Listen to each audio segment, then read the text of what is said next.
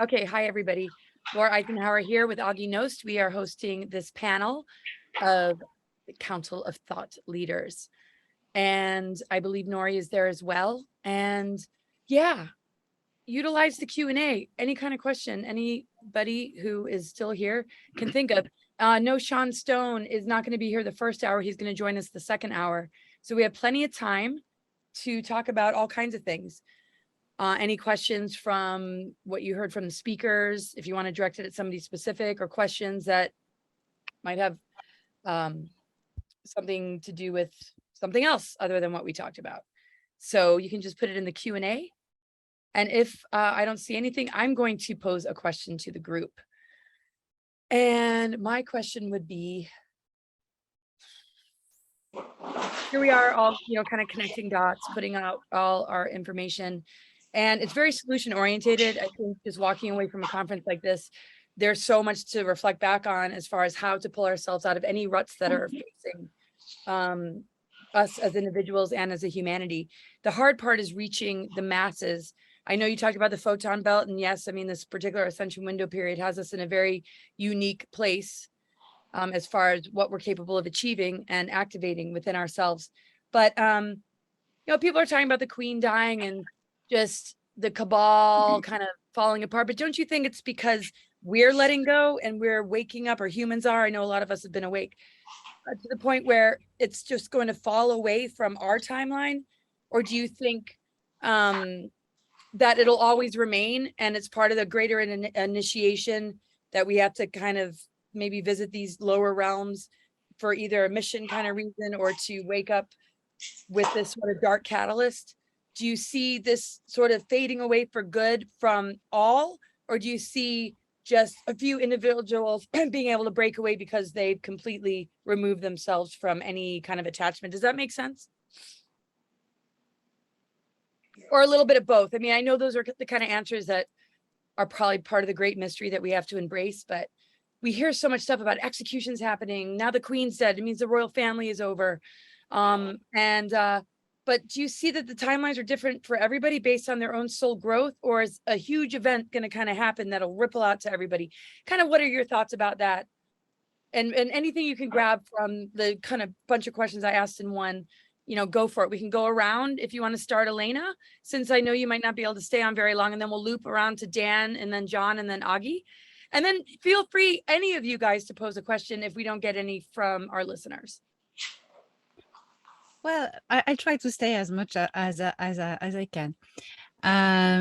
So if you ask me first regarding to my perspective and the knowledge I receive and share from upstairs, as I say, there is only one timeline that we can ride at a time. It's like a train. You cannot ride on two different sets of rails. So we are on one timeline at a time. It's pretty much stable now. I do not believe there is going to be catastrophic event happening that is part of a narrative created by the deep state to scare everyone and manipulate everyone. I think that is to put forward a salvation that would be really catastrophic. That would be the bad thing, because if people are so scared, that when you are scared, you don't think, right? And you can climb on ships and you don't know who's driving them and where you're going to go, and that's a real trap. So I think this has been planned for a very long time, and they're trying to push it. Like the alien invasion. I believe it's a real thing that is planned for since a while, and they are trying to. But now I don't believe myself personally that this will succeed. I hope I'm right. Right.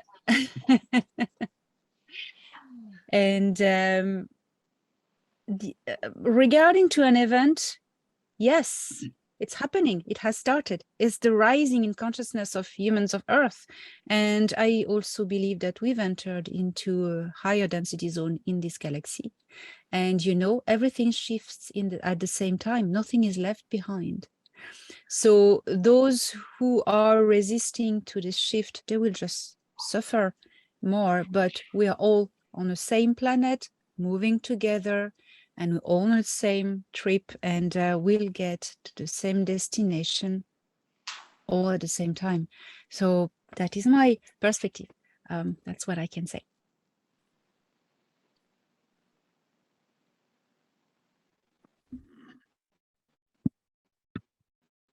Yep. Laura, are you there? Well, let me comment on that one, because everybody knows. I don't care if you're under a 20-pound rock or 2,000-pound rock, you know something is not right in this society, and we are expecting something to happen. But remember also what I said a little while ago, we are living in a mind-created universe. And that is not just our mind, it's also a collective mind and the universal mind that helps create with us. But we are the star actor in this movie, and we are driving it. So whatever we allow to keep and dwell in our mind the most is what we're going to have in our life. That is what I am not worried about the future whatsoever, because I have created my timeline, and it's going forward with good things in it. And people send me videos and stuff all the time, and I watch a little bit of it, but I don't watch a lot of it because I already know what I will have. I don't know if that makes sense to a lot of people, but it's there. Oh, it's Sharnael's trying to get on, and we don't have any hosts, I think. Maybe Shirai is there, or Joan of Angels. If you could see how to admit, it'll say admit somebody who's trying to get in. Dr. Sharnael's trying to get in. So that's awesome. I agree in so many ways, Aage, and totally resonate with you just shared, Elena. And we're powerful co-creators.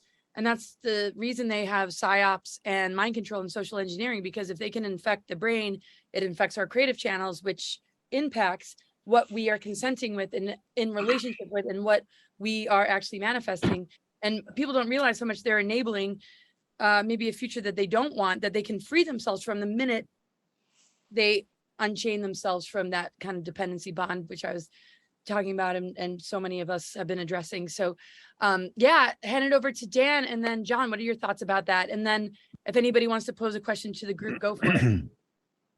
Well, other than the NSA, monitoring everybody, it seems that, people look to social media, look on Rumble and all the different channels to try to see what's the collective out there thinking.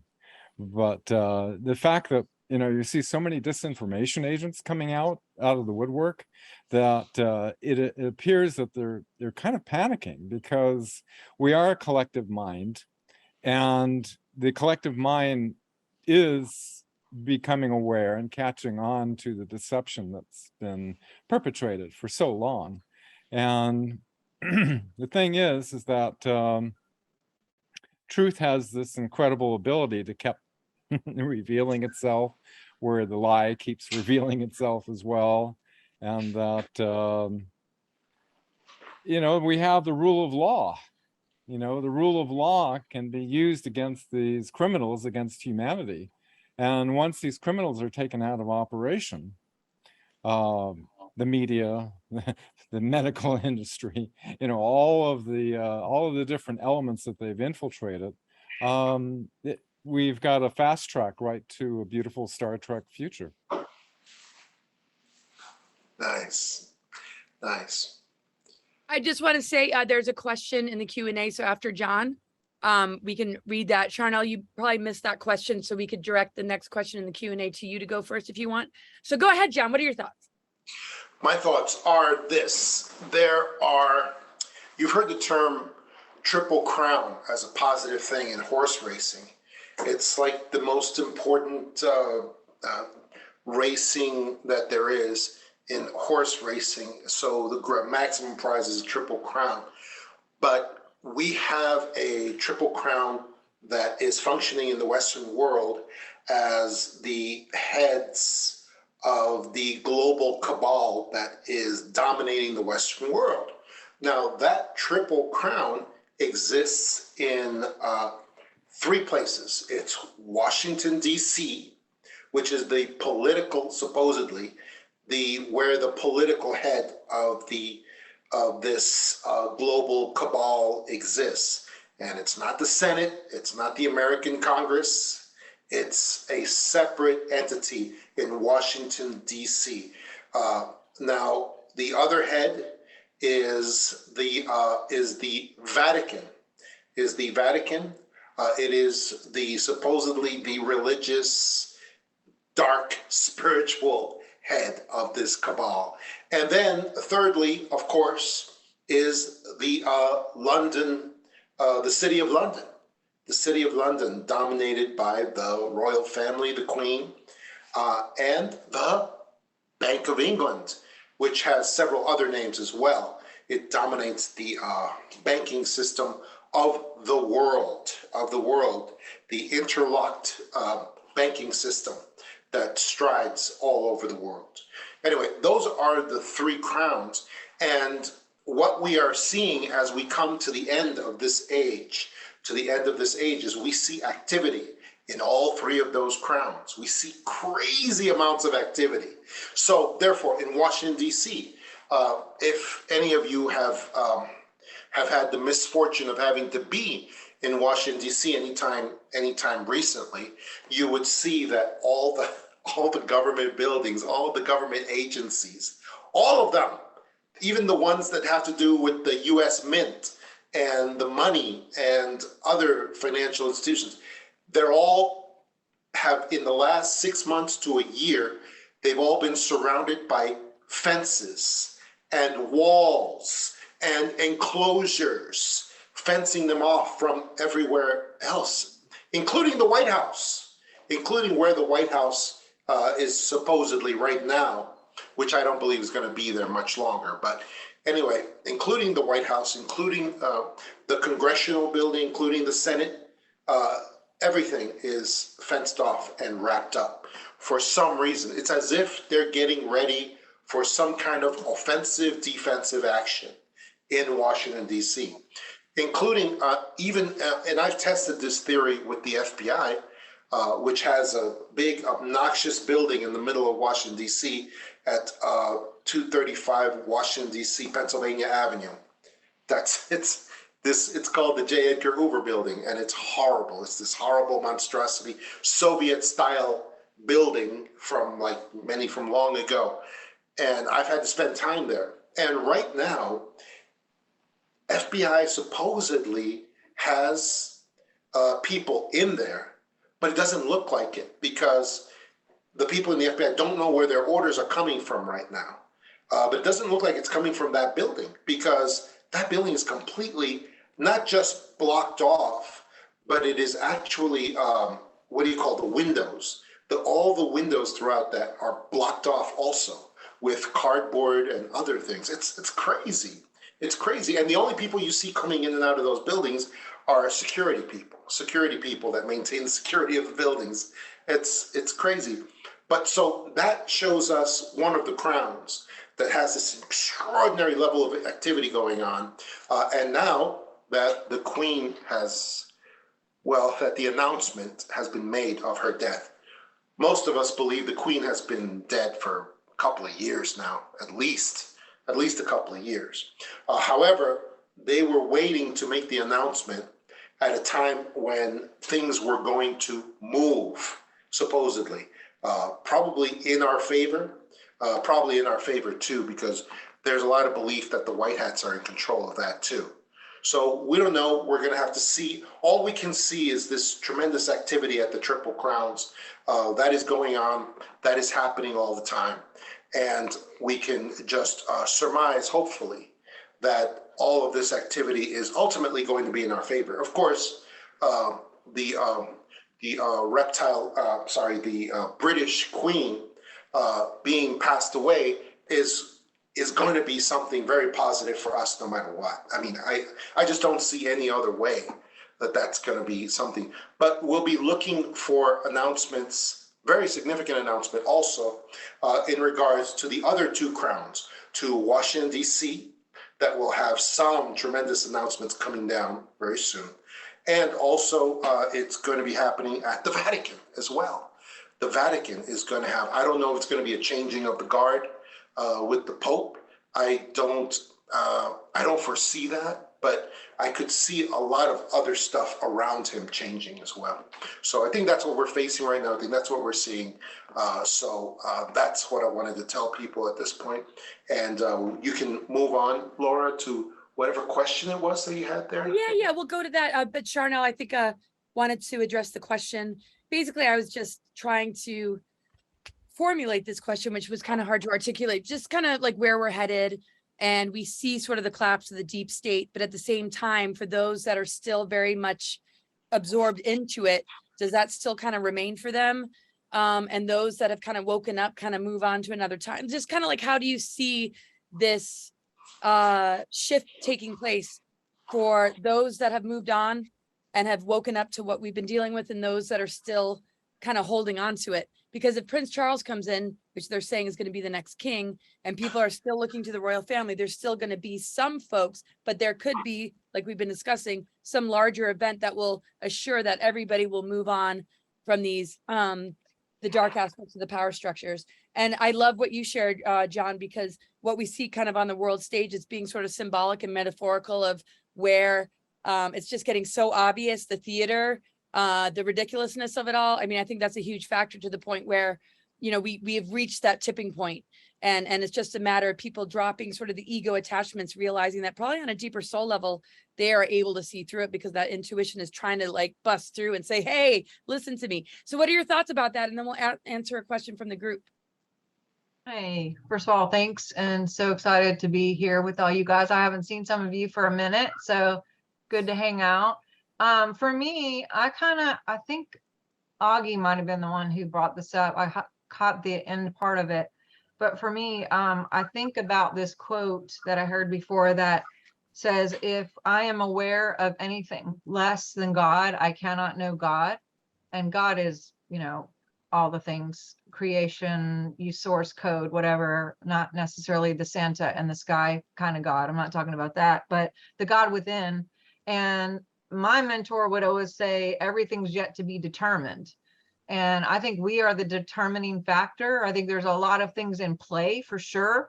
And at every corner, they're trying.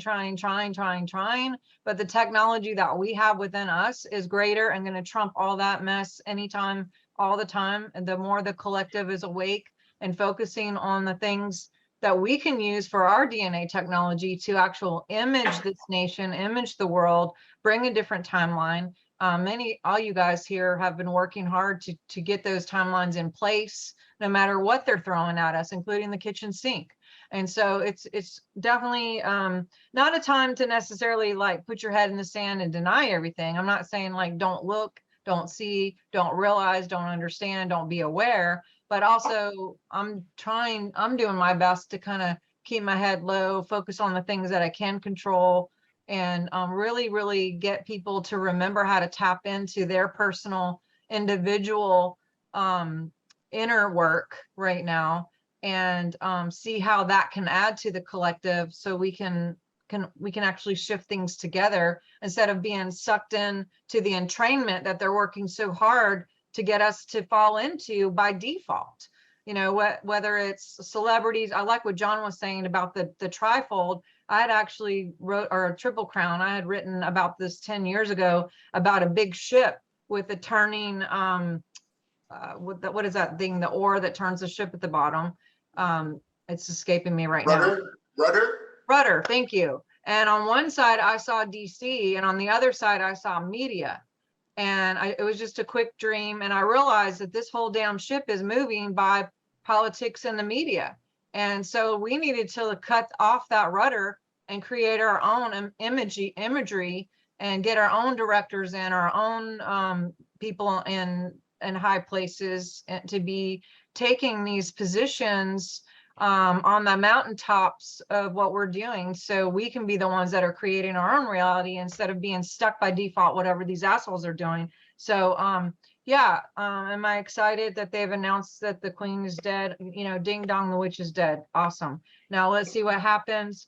And I just really, really definitely still encourage people, you know, the word imagination is to imagination, and what we focus on, we make room for. So I'm doing all the things in my power, and I know all you guys are too, of just bringing people to that awareness of what we can do on our level to bring that to the field and create something really powerful, no matter what's going on, because that stuff, it's gone. Totally. Totally. I mean, to me, that's ascension. It's an inner initiation. We win the war on consciousness within. And when we tap into the creative imagination and we devote ourselves to our intention by being consistent in our daily lives and integrating our higher awareness into our root chakra and into the way we live our lives, how can the earth not respond to us and show us a reflection of a better world as we see the old falling away? And I mean, when we're in service and we're doing all we can, we're going to witness a lot of the troubled awakening process, the challenging aspects of it, as we see with the pandemic and how harsh this kind of awakening is, that it's really pushing people to the edge of despair because it's impacting friends and family and health and belief systems to the core. But I see breakthroughs just hitting people right and left, and it's going to continue to expand. So thank you so much for sharing that. And everybody, what everybody shares, we're all so in sync with each other. And a lot of people talk about what's happened to this community and this and that. You know, this is the community. These are friends and colleagues that didn't fall into the divide and conquer, didn't smear each other, didn't create lawsuits. We really remained tight over the years. And that's unfortunate that that was an aspect of what we all experienced, but we were all witnessing and observing. And I just really see that the best has risen out of it, as far as those that hold a lot of integrity and mutual love and respect, with open arms and forgiveness to anybody that might have been compromised. I really do feel that. So I just wanted to address that because I get a lot of those kind of questions. And the question that is in the chat is from Haley Bond. She said, I had a near-death experience and I experienced meeting with the Fae in 5D. I'm wondering if anyone has any information on the Fae. I also believe I spoke with the Cedar race after this experience. Is it possible to jump timelines and a near-death experience like this? After a near-death experience like this, I would say yes. But that's just me. We're going to go around to everybody. Also about my abduction when I was younger, how would I go about remembering that? Another thing the younger generations are starting to be aware of all this. I'm only 19 years old. So Elena, if you want to take that away, if you guys need to kind of reread that, if I didn't read that very well, just go into the Q&A, and that's Haley Bond and her comment. And then we got another one from somebody named Anonymous Attendee. So if Elena wants to start, because I know you've told your story about your early abduction experiences, you have a strong connection, and a lot of you do, of course we all do, to the Fae and regions in Ireland, England, Scotland kind of areas. And even if we haven't maybe past lives, you know, it doesn't matter what this incarnation is. Anybody who wants to speak on that, maybe after Elena, since she might have to leave soon. Well, yes, about remembering your abduction, you first try to explore your memories. You have a seed of memory. A seed of memory, that means there's a pathway into your mind to follow, that if you meditate on it without fear, because it's just only memory, so you do not have to have fear of it. You will not live through this again. It's just remembering. So go in all trust and try to remember by meditation and focusing on these memories.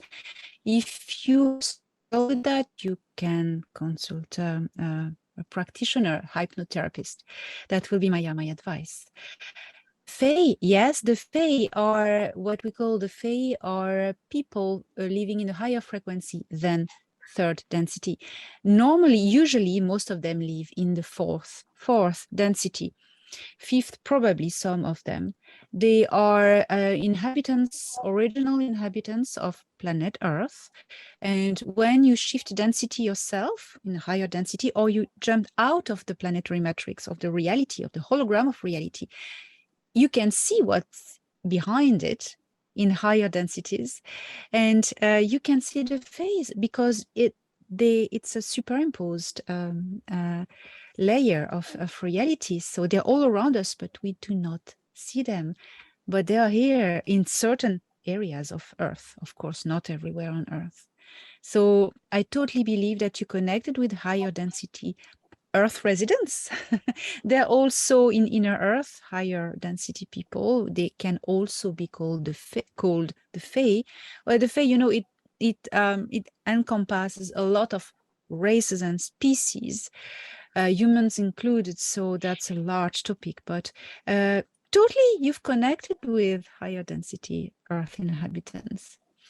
About the cedars, they are of a higher density as well. Why wouldn't have you connect with them, which is very possible. So that would be my what I would comment on it.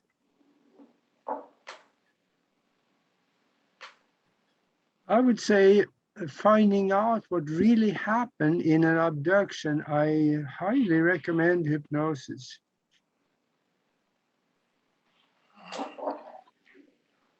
Yeah. I mean, it was interesting how you recovered your memories, Elena, and just that whole process, and definitely finding the right person. Any thoughts, Dan or John or Nori? I mean, I totally resonate totally with what Elena said. It's just, it surrounds us. I mean, I had some sort of, and I filmed it, this corkscrew energy that wasn't a moth, wasn't a bird, and it was bouncing around in a really weird way, and it was right in front of me, and I was kind of talking to it, and I was like, what is this? And I still have the film. And then after I started filming, it landed on me, turned into this just feathered rainbow thing, and kind of flew off. And I was like, what in the heck? I'm like, please come back. So I sit out there and I'm just like, okay, I got to be in the right energetic. But it just surrounds us, and the elemental kingdoms are resurrecting and rising because we're elemental.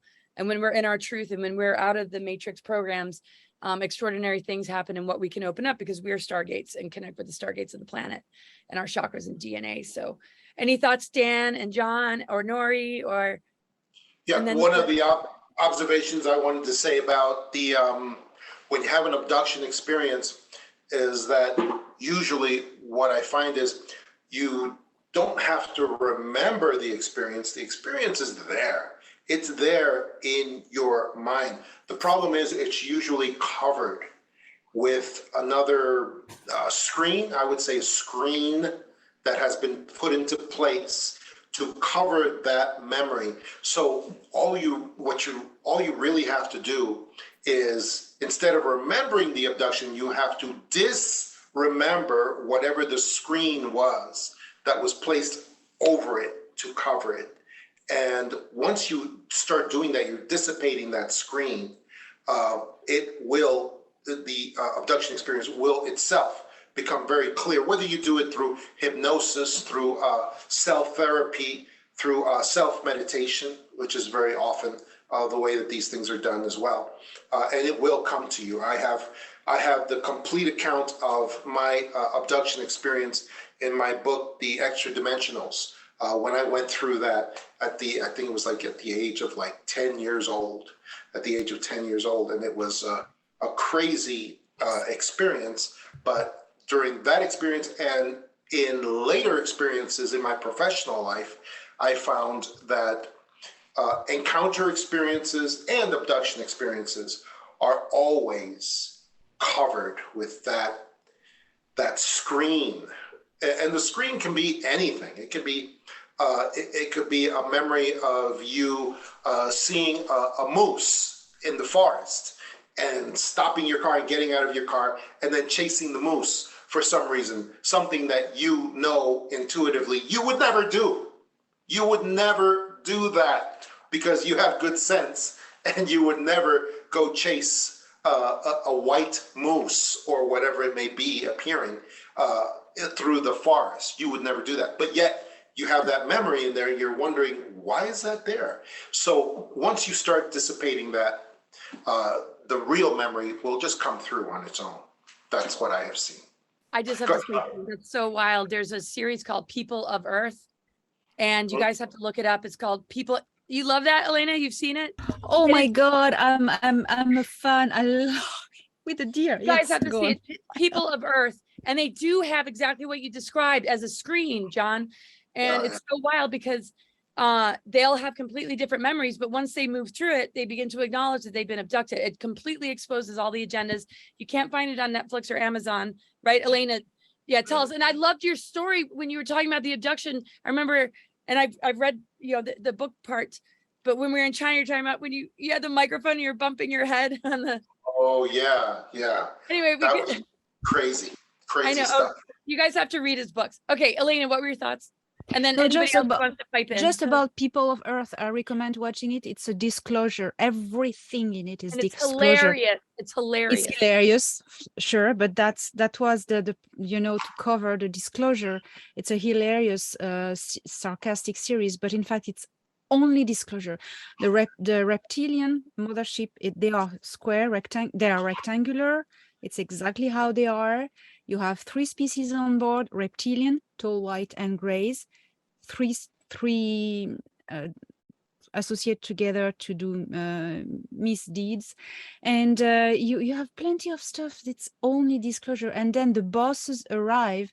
What is it? AI cubes that floats in it, and that's the boss. It's mental. You It's need to watch that. You Wow. guys really do if you haven't. It's a UFO support group, and they start telling their stories, and then they're fighting over like, oh, it's crazy. So yeah, just Google it and it'll tell you where you can purchase it. It's on a different platform. It's not easy to find. But yeah, if you Google it, and I'll try and find that info, and just follow me on Facebook. I'll post it tonight so it's easy to find. So I'd like to just weigh in on this. I tend to agree with John about hypnotherapy.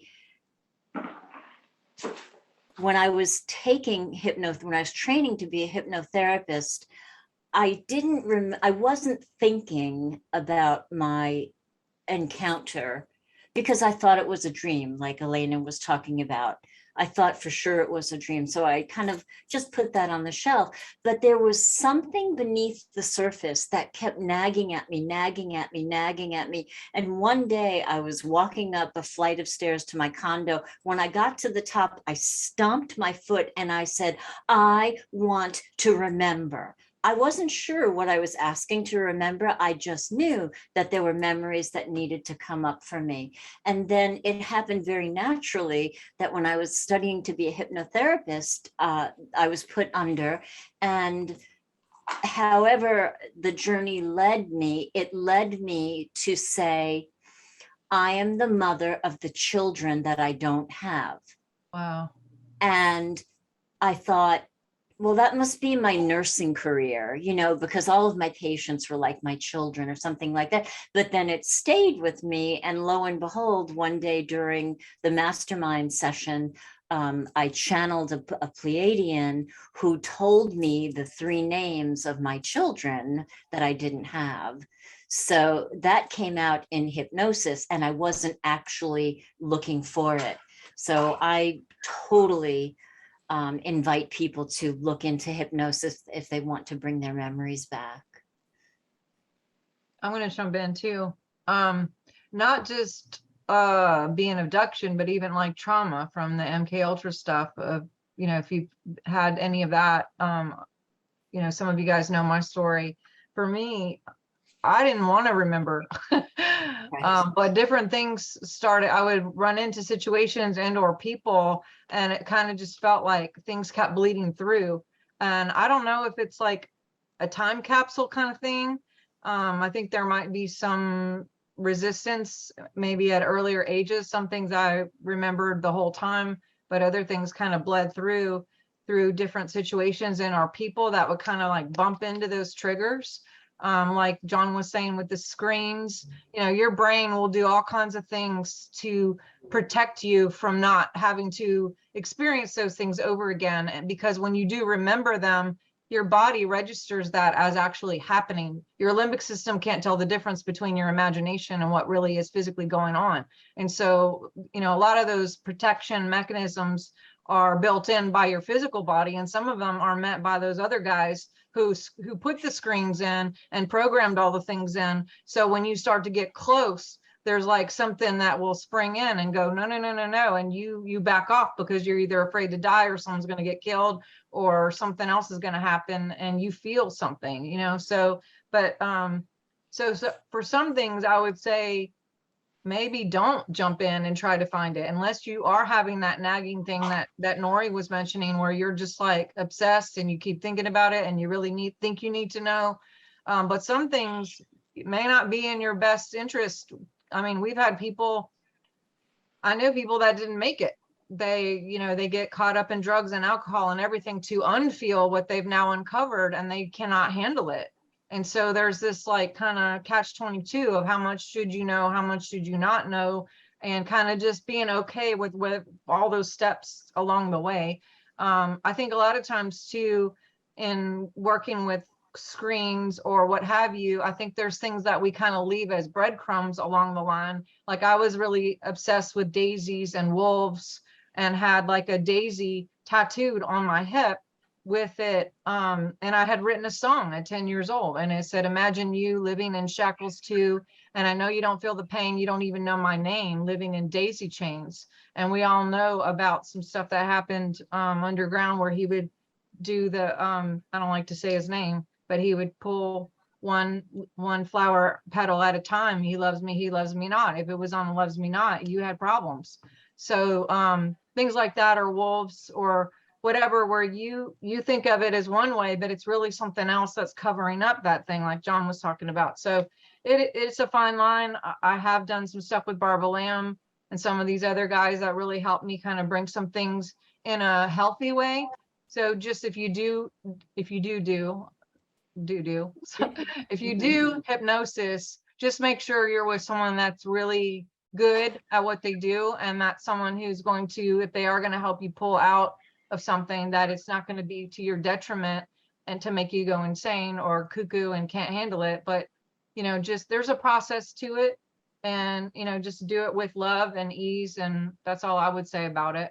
Sharnael, I so agree with you that you would need to be with a practitioner that could build in for you all of the safety fences and things that you need.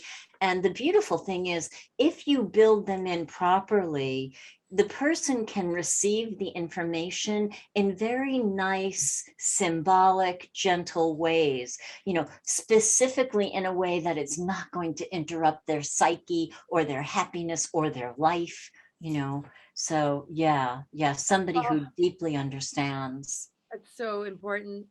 I've done a lot of session work, not so much hypnoregression. I've done a little bit of that, but somebody did a trade with me, and I wasn't really calling for this person to work with, but she was not equipped to handle it or do it correctly. And it actually like really messed me up after doing so much energy work and so much shadow work and so much. I can't believe how detrimental this person was and how much it really messed me up. I mean, I've recovered, but absolutely, you need to be comfortable with the person. They need to move at a speed that you feel safe with, and it's everything to have the right people. And I know that you guys are the real deal, and you do that kind of work, right, Nori? And you've done that kind of work before, Sharnael, right? I do. Yeah. And part of my foundation is, if it's not going to benefit your life, I mean, if it's not really going to benefit your life now, and it's something really deep and heavy like that, I often will turn the session down. Nice. It really has to meet good, healthy criteria for me. Yeah, no, totally.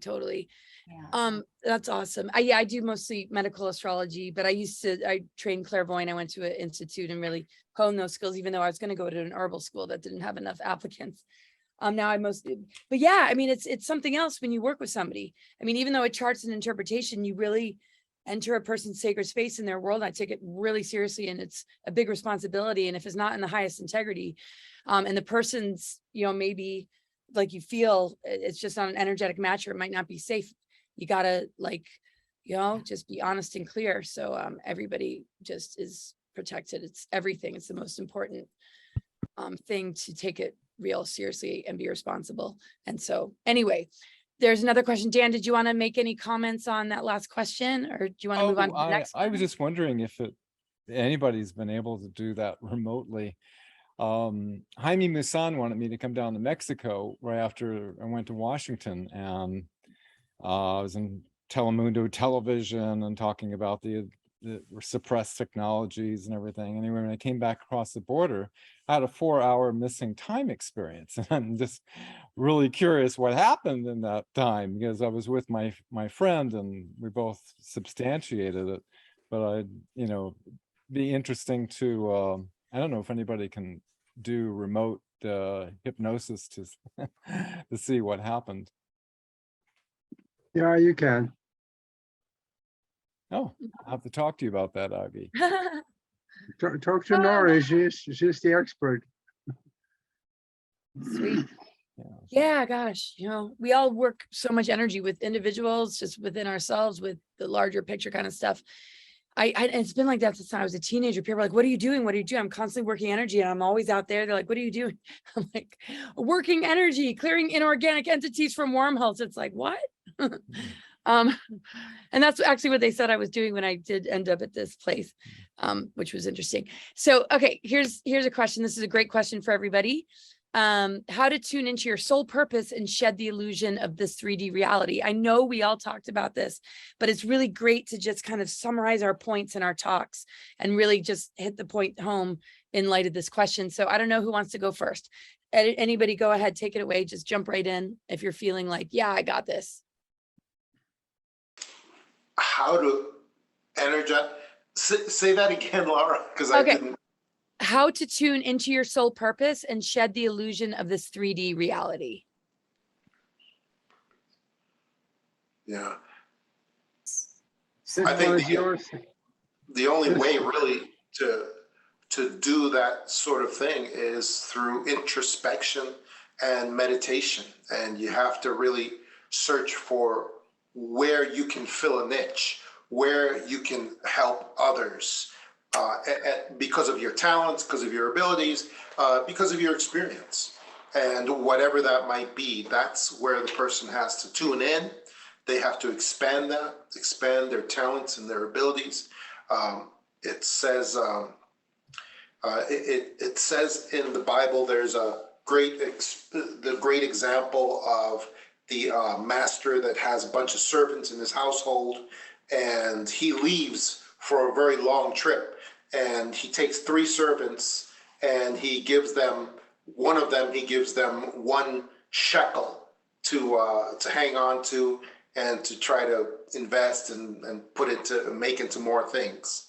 And the second one he gives like 3 shekels or more. And then the last one, he gives them 10 shekels to invest and to do something with.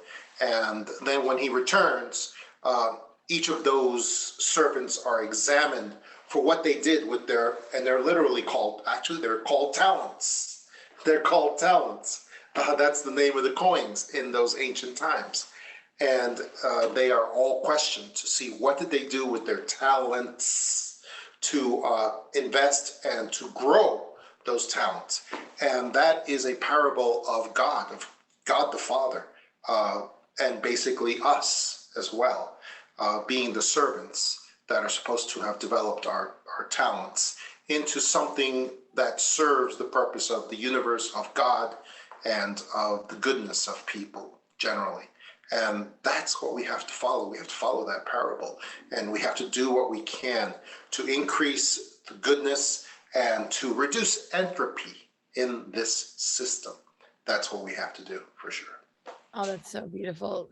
Yeah, I just want to, just say a few words in total just resonance with what you just shared. And of course, that's like beyond just being in resonance. It's just part of, greater, just universal, like cosmic natural law too. And just how our systems work and how much we are able to heal and thrive in alignment with that, because our ego identity needs to be in touch with our soul and our spirit and being responsible with the power we've been given with the gifts and abilities that we have, to use them wisely. Some people really take for granted some of the gifts and abilities, and they don't use them very wisely. And it's pretty wild And some people that have had the greatest hardships really know what the priority is and don't take things for granted and live in a lot of gratitude and can live in simplicity and still be very abundant and overcome a lot of the stigmas that get thrown about what success should look like. What does it mean to, have self-worth? And so out of those kind of programmings, we have to remove ourselves, that our self-worth is not defined by society and indoctrination and teachers, parents, that might be carrying ancestral patterns that aren't healthy, but that we find our self-worth connected with our relationship with God, with our relationship with earth, with our relationship with ourself and our own soul and each other, and that we live in the highest integrity, that we question things that make us constrict, where we know how to say no and have boundaries when something doesn't feel right. And we don't just go along with something to fit in or because we're afraid what other people might think. We really exit ourselves from the 3D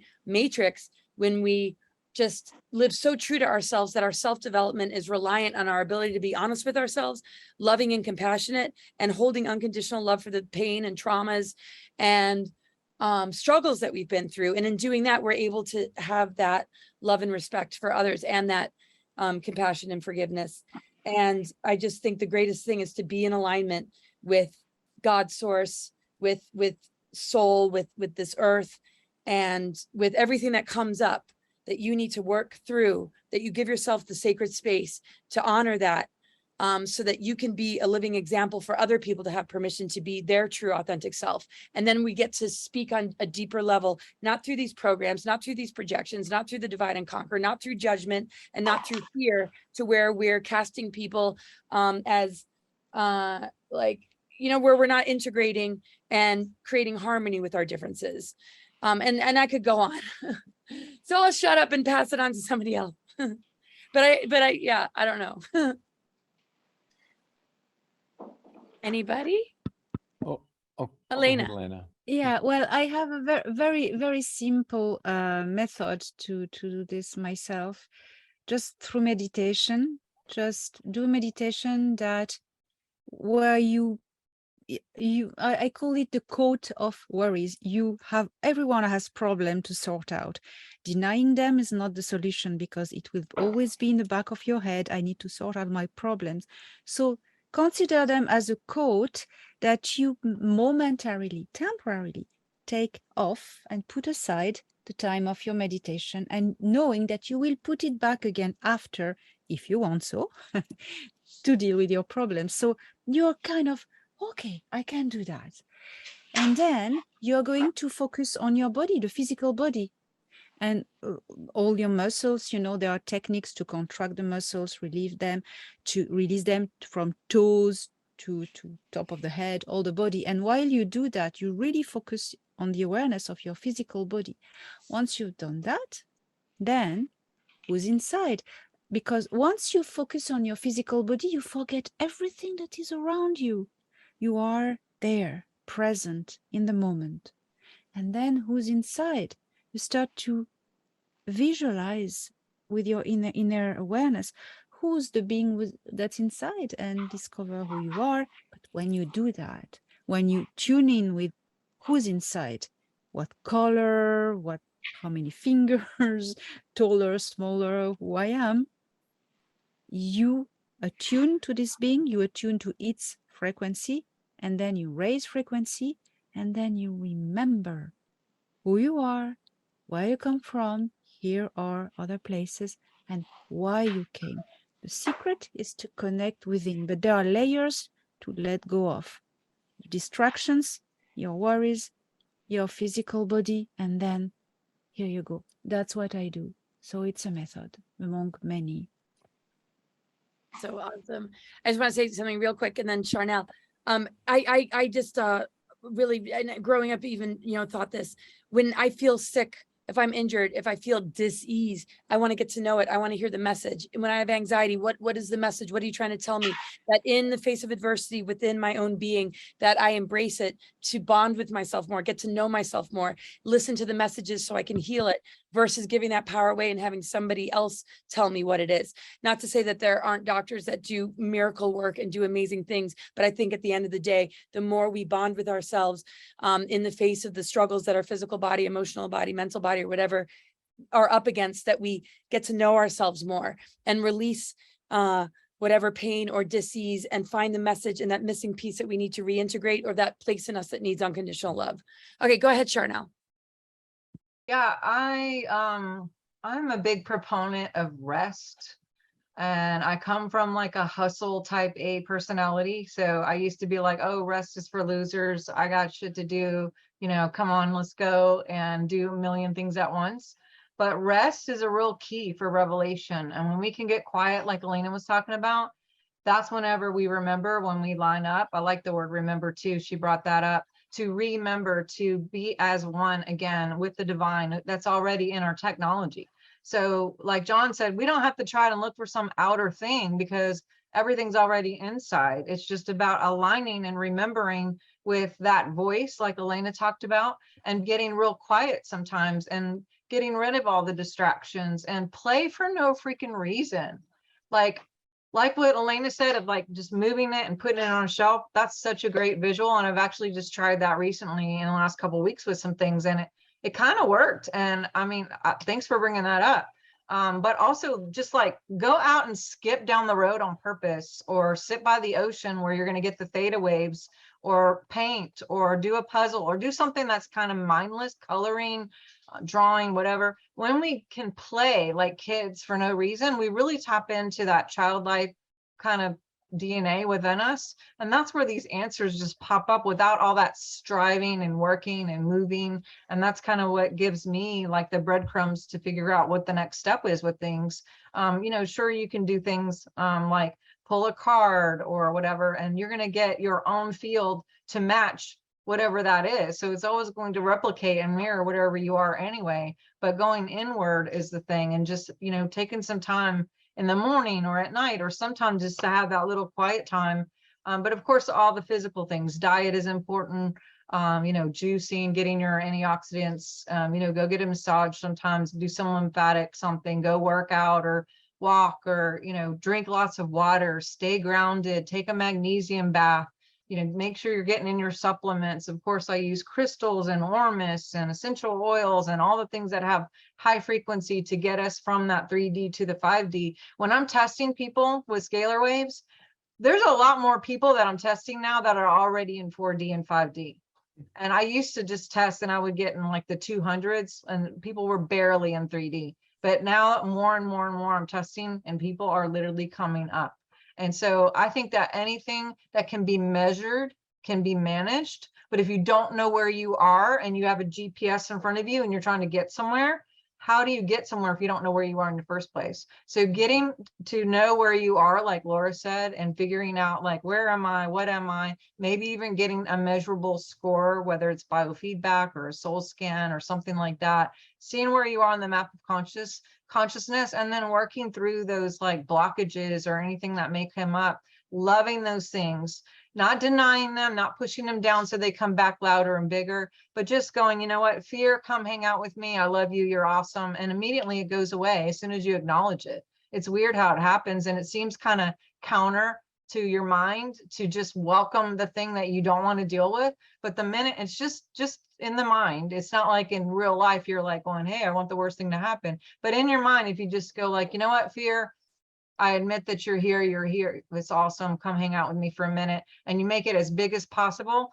Immediately it collapses. And then you have more room for God within that DNA pocket. And we all have our signature code. We all have our own traumas. We all have our ancestral stuff. But the minute we can acknowledge that it's here, that's when it compresses and it just demolishes. And then we get a bigger opportunity for God to be in that space and start getting different patterns. That's Awesome. so awesome. Yeah. Anybody else want to speak about that? Oh, and laughter, of course. And we all know we're very good at that. The demonic energies can't stand when we are just cracking up at things we're supposed to be afraid of. Yeah. Everybody been noticing when you're dreaming at night that you've been getting a lot more lucid dreaming? Is that happening for other people? Well, I'm pounding the lucid dream tea and elixir, so I'm totally. But I lucid dream a lot without the tea. But yeah, what about you guys? Well, Yeah. we've had blackouts on the Schumann for like 3 weeks. I mean, everything is showing up with, even with the Queen dying, with the stuff that's going on with Mr. T, all that stuff. It's always a blackout. And when you have blackouts or whiteouts, all kinds of stuff happens with the technology here, as well as computers and all that. But we are the technology. When we have a spike, as you know, that's gonna definitely, everyone I'm talking to is having dreams. Even my mom never dreams, and she's like, I had this crazy dream yesterday. So yeah, I'm with you, Dan. Yeah, Rebecca and I live on this hill called Dream Hill, and both of us having incredibly, very extremely lucid dreams. So I went out and bought a little recorder so I can kind of document it and then analyze it when I wake up in the morning and see what were the emotions that these different scenarios, set up in the dream. What did it trigger inside of me? To look at my own inner process, to try to fix my own little matrix. Wait, you're able to kind of record and track what you dreamt about? What was that? Did you say you're able to record and track what you dream about to revisit? Oh yeah, well, I just a little audio recorder, because I don't want to wake up too much to have I to see. get a You, pin like, out and start immediately share, writing right. because then I'm not unable to go back in, because a lot of Oh, no, times that's it's a great like idea. multiple episodes, the next feature is playing, yeah, I love what Aage was saying about manifesting, the way that, and I love doing the work I'm doing with Elena on the crystal technology. Incredible information we're getting that, we all can do this, help with the timeline, move forward into the positive timeline and augment it with these technologies of crystals. And that's kind of exciting. I like to feel like I like to be able to feel like I'm sharing information that empowers other people, so we all can collectively, since the system's corrupted, you can't really make changes in the system, the government, the media, everything like that is pretty much compromised. So the work that we do within can, as we use our powers of visualization and embed it into the planetary matrix to help move it forward into that Star Trek future, is kind of exciting to me. It is. Very. Absolutely. I just may want to comment on a little tidbit of what John said earlier about the three crowns. And I think there is something really to that. The Vatican is falling apart because, every night, just about every night, I get on the internet and I read foreign newspapers. And I read in a Swedish newspaper, I think it was about 2-3 weeks ago, that the Swiss, the Swiss guards are guarding the Vatican. And the Swiss government said, no, we don't want to, there's so many stuff going on there that we are now looking into withdrawing our guards from the Vatican because they don't want to be associated with it. I think I read that in a Swedish newspaper called the Svenska Dagbladet. And that's what I recommend for people.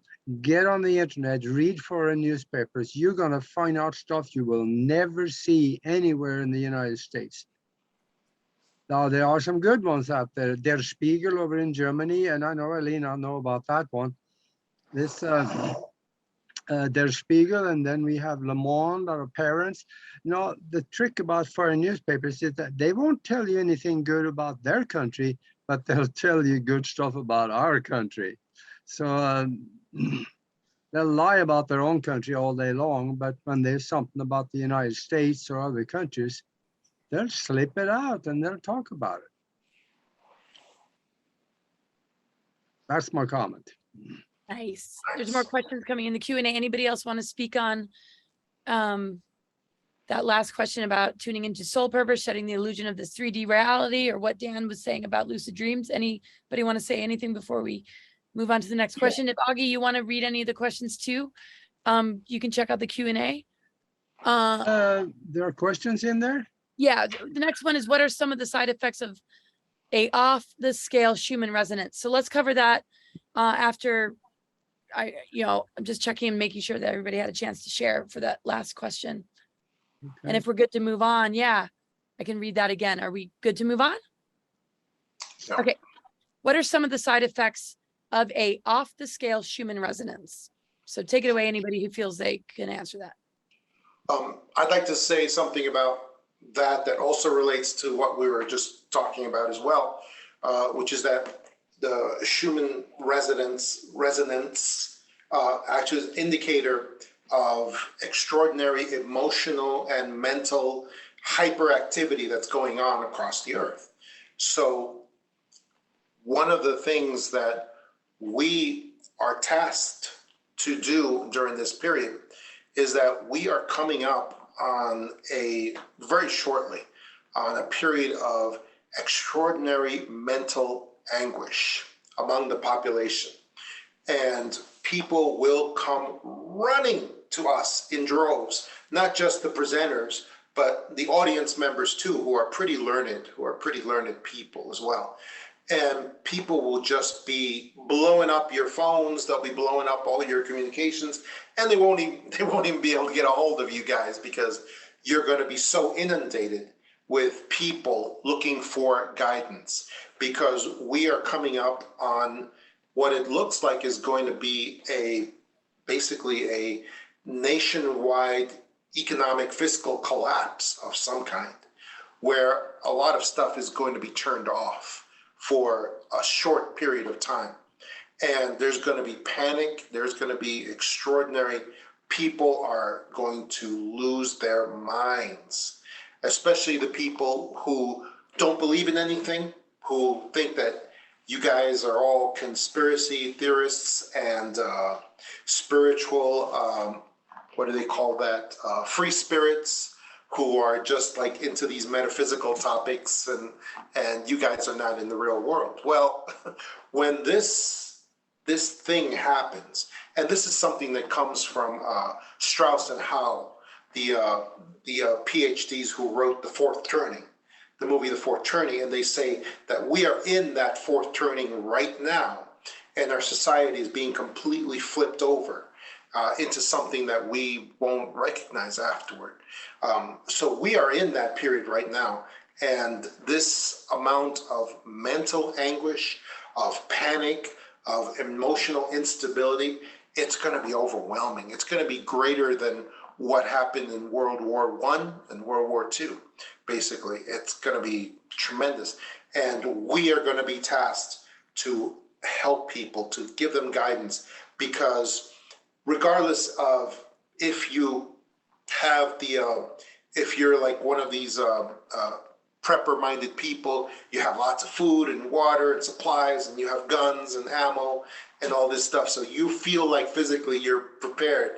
Even if you're not mentally resolute, mentally and spiritually tough and ready to weather this storm, all the physical preps aren't going to mean anything at all. They really won't. And we're going to lose some people because of that. And so that's why we need to pay attention to things like the Schumann resonance and other indicators that show us that we are getting closer and closer to this collapse, this flip over, this change that is also, we're being told that we're getting closer to it through the announcement of the Queen of England that just died as well. I mean, that's just one more example that we are getting closer and closer to this period.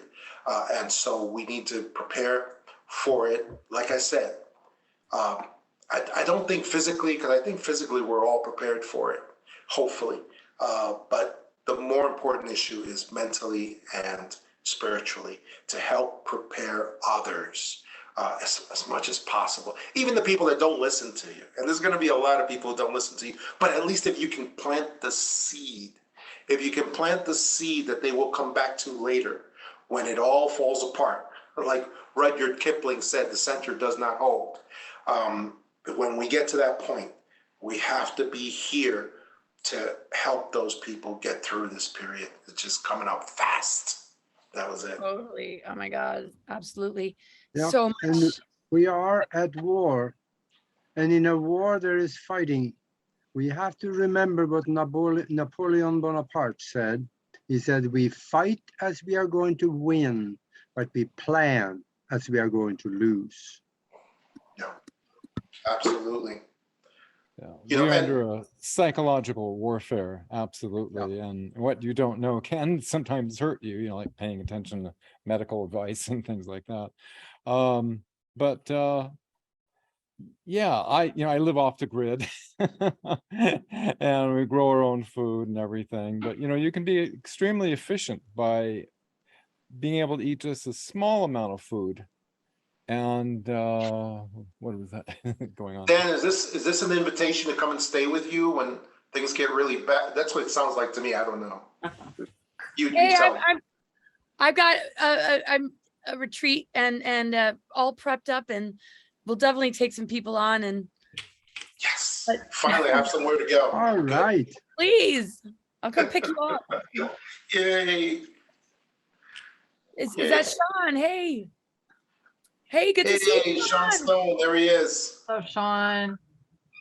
Hey, Cool. Sean. my Yeah, we're cat getting says into all hi. sorts of interesting topics. So I don't know if muted, I anybody guess. wants to just kind of share and catch him up a little bit and see maybe out of all the questions we've been answering, which one he might want to tackle. I don't know if you've been able to listen to what we've been discussing before you jumped on, but yeah, just gosh.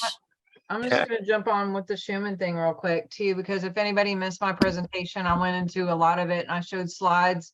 I showed the app, I showed how to read it, how to read the whiteout, the blackout when they first started. So that may help anybody who doesn't understand what Schumann is or wants to know more about Schumann. Just catch the replay of my thing this afternoon. But my cat's going crazy, Sean. As soon as you popped on, my other cat is like crying, saying hello and freaking out. So Aw, back from the cat. that's sweet. I love it.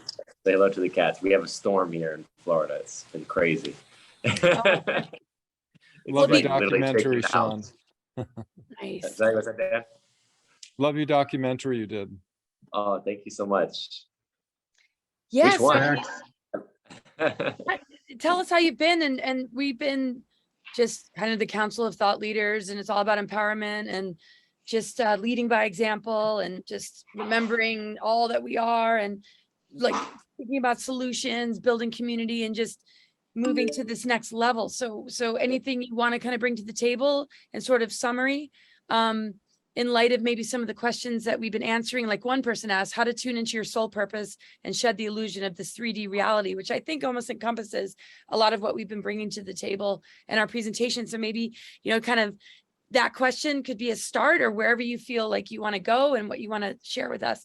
And then maybe we can bounce off of you and see what kind of questions you can pose to the whole group if you want. Sure. Yeah, I mean, I don't want to sort of like come in and hijack it because obviously there's been a flow. So I'm happy We've been waiting and looking forward to you being here. to give whatever my insights might be. But fundamentally, it's a process. I'm very much in the place of just like kind of letting it flow and not really being too much in the mind about a lot of these things, because that's the truth of the age that's upon us. It's more of a felt age. It's an age of energy. It's a time period of being more keying into like the energy of our emotions, of where we're feeling called, of magnetism as opposed to force. Right? It's like we're coming out of, as we talk about like the feminine rising. Well, the feminine is earth. It's fundamentally what we are already made of, is the earth. So when we tune into our bodies, we're already tuning into the earth. The nature of like yin and sort of vortical energy as opposed to the explosive yang that we've obviously seen a lot of missiles and rocket ships and like all this technology, which is a lot of exertion, right? And a lot of the nature of our way of approaching life is like exerting outward, and it's like, no, the balance is also pulling in and magnetizing, letting things come to us. And so this moment in particular, it just feels more and more the realization of let things arise as it's designed and as it's destined, and don't really force or there's no antagonism. It's like there's no enemy. It's just literally even like the Queen's death. Like obviously, look, this thing, I don't know if you guys got into this, but I'm pretty sure she was gone a while ago. I mean, back in February, I think a lot of people were talking about that. And it was like right when they were talking about her passing, initially was when the Russia-Ukraine conflict started. And then like to then announce it, I was told, I'm not sure if this can be confirmed. I would love to know for sure, but someone told me that the first Q post was 1776 days ago. Which, if you think about it, is pretty. Oh, seriously? If that's true, you can look up like the exact date of the first Q post. That's pretty wild if it's 1776 days ago.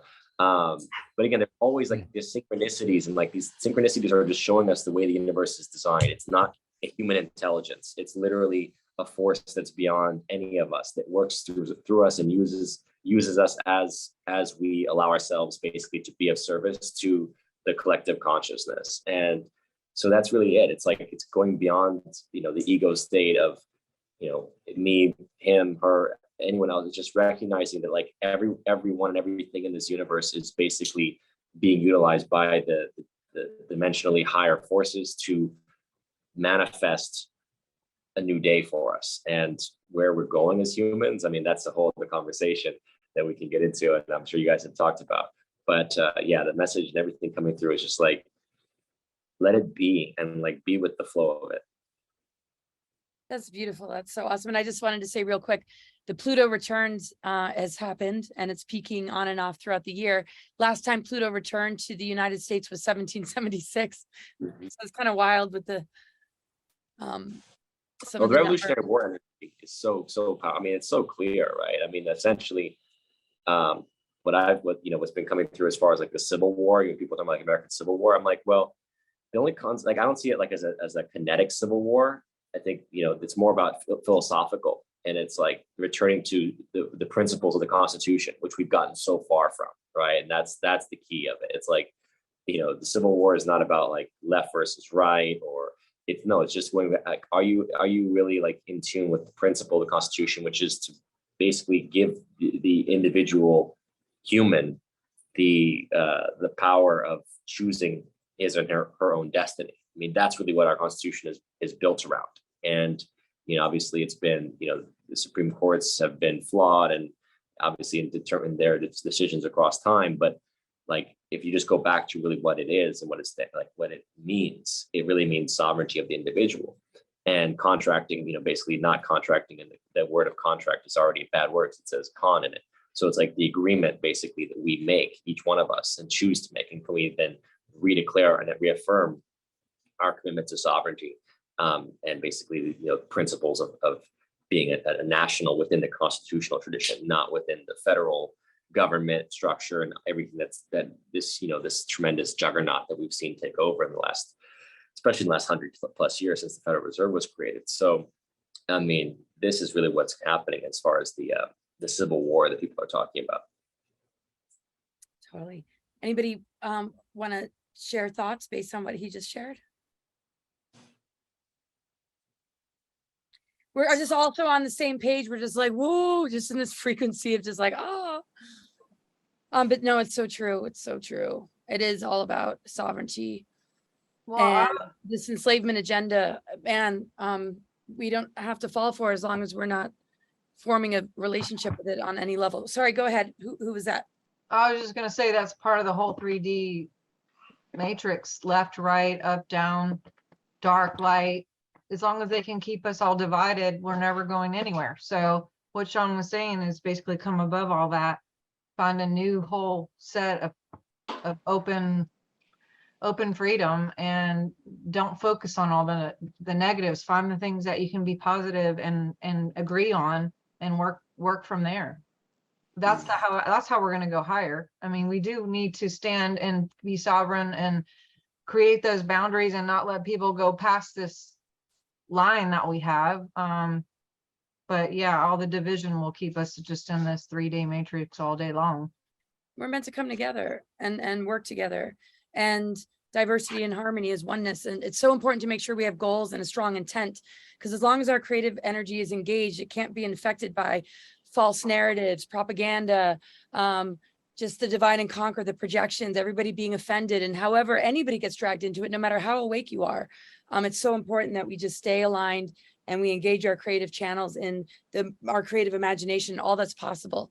And the process of upgrading, which is a true love story within our own DNA of this integration of polarity and this union of the masculine and feminine. That's alchemical marriage that creates the inner soul alchemy to remove the lead of this human experience and turn it into gold. So, woo. And this is what this window is all about. It's this greater alchemical shift, I feel. And it's an inner initiation. Anybody else want to comment? I would have Yeah. comment. Yeah. Oh, please. I don't know. Go ahead, Elena. I would have commentaries to make on all of these wonderful things. Dan, Willis, and myself have projects of working on the crystal as bridges between our own personal power and the grid of reality. And Danaan, the extraterrestrial I'm in contact with, who give us information that corroborates with Marcel Vogel's information anyway. He told us even that at a stage we don't need crystals. We are like crystals ourselves, but it's a great tool to train this ability of our consciousness to modify the matrix of reality. So below the planet in a few days. Anyway. Wait, what was that? What did you just say? No, there's Did she just something. say she's gonna blow up the planet in a few days? No, it's a joke. We are going to experiment something. So Well, the no, crystal generator no. thing actually did explode a planet. Like, I think, okay. No, don't worry. It must be an No, inside joke. It's a joke. It's a joke, lads. What I want to say, joke. All right. What I want to say is that we have the power to modify the structure of reality by our own mind. Using crystals is even easier, but the power of the collective, it's something else. That's why they want to divide us. When Dan and I did an experiment on a YouTube video to get how many people were connected? I don't remember. 1,700 live. We did this work of strengthening a positive timeline and imprinting a positive future more into the planetary matrix. We did a meditation with online live with all these people and with using a crystal with a certain protocol. At the moment we did that, the Schumann resonance spiked. And Dan, please, you can explain very well the ratio, the quota of people necessary to do such a thing, please. Yeah, it's quite fascinating. It's quite a bit of research I did back in the 80s with a scientist who was working with people's brainwaves and seeing how shamans and things were all connected into the Earth's Schumann resonance. And there's this reciprocal relationship between, they measured the Earth ionospheric cavity oscillations, and it's identical to the human brainwave. In fact, they dubbed it the Earth brainwave. And we just got confirmation from Danaan Yedron, the being from the planet Era, who's studying terraforming, through Elena's contact, that what we did actually affected the Schumann resonance, because when you go in and do this work, you go into gamma, which is the higher frequencies.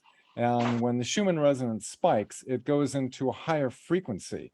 And that's what you're seeing when you're seeing a spike on the Schumann resonance. So if you have all these minds collectively, and especially, and you can do this without a crystal, obviously, but when we use the crystals, it interfaces into the planetary matrix and causes it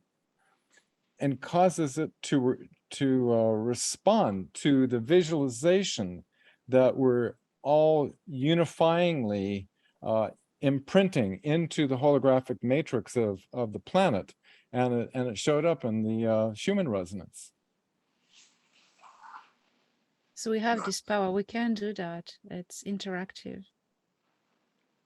Nice.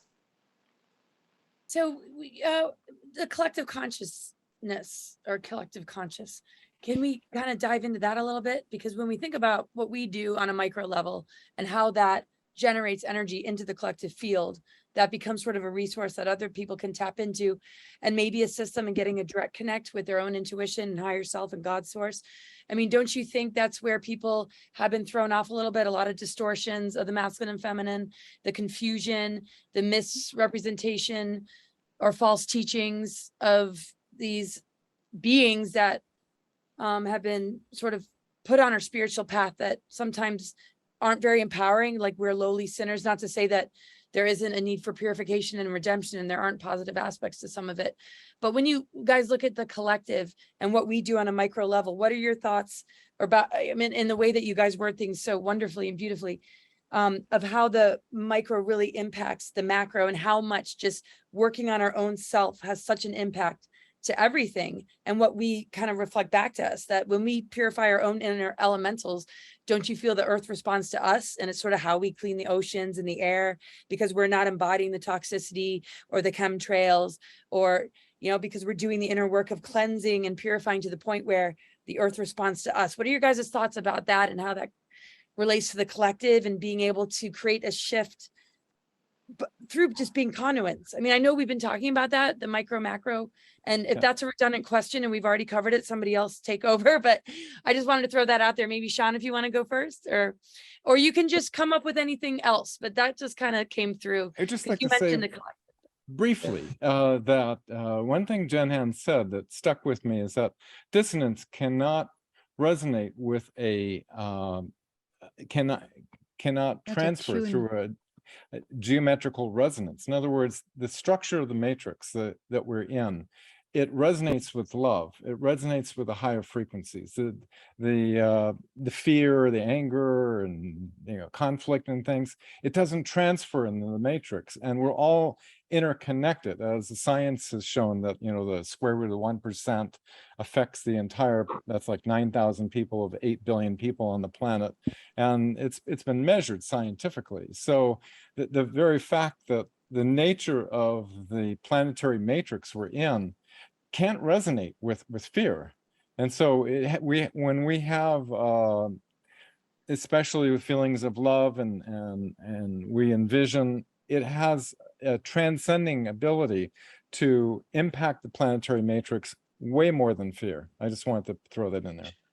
What do you, when you say the planetary matrix, how do the artificial matrices, like the city structures and the social structures that are put in, obviously monetary systems, things like this, how does that then interface with the planetary matrix? Elena, you want to address that one? Well, it becomes part of the planetary matrix at a stage, but the dissonance that is generated by these structures just affects it a little bit. It affects the planetary matrix. It creates a kind of a halo of dissonance around it, but it will not change the structure of the planetary matrix. It's like water. You can throw a stone in water, it will make ripples, but the ripples will dissipate. Ripples will be just an accident. It will never be a permanent state. It will not transform water in something else.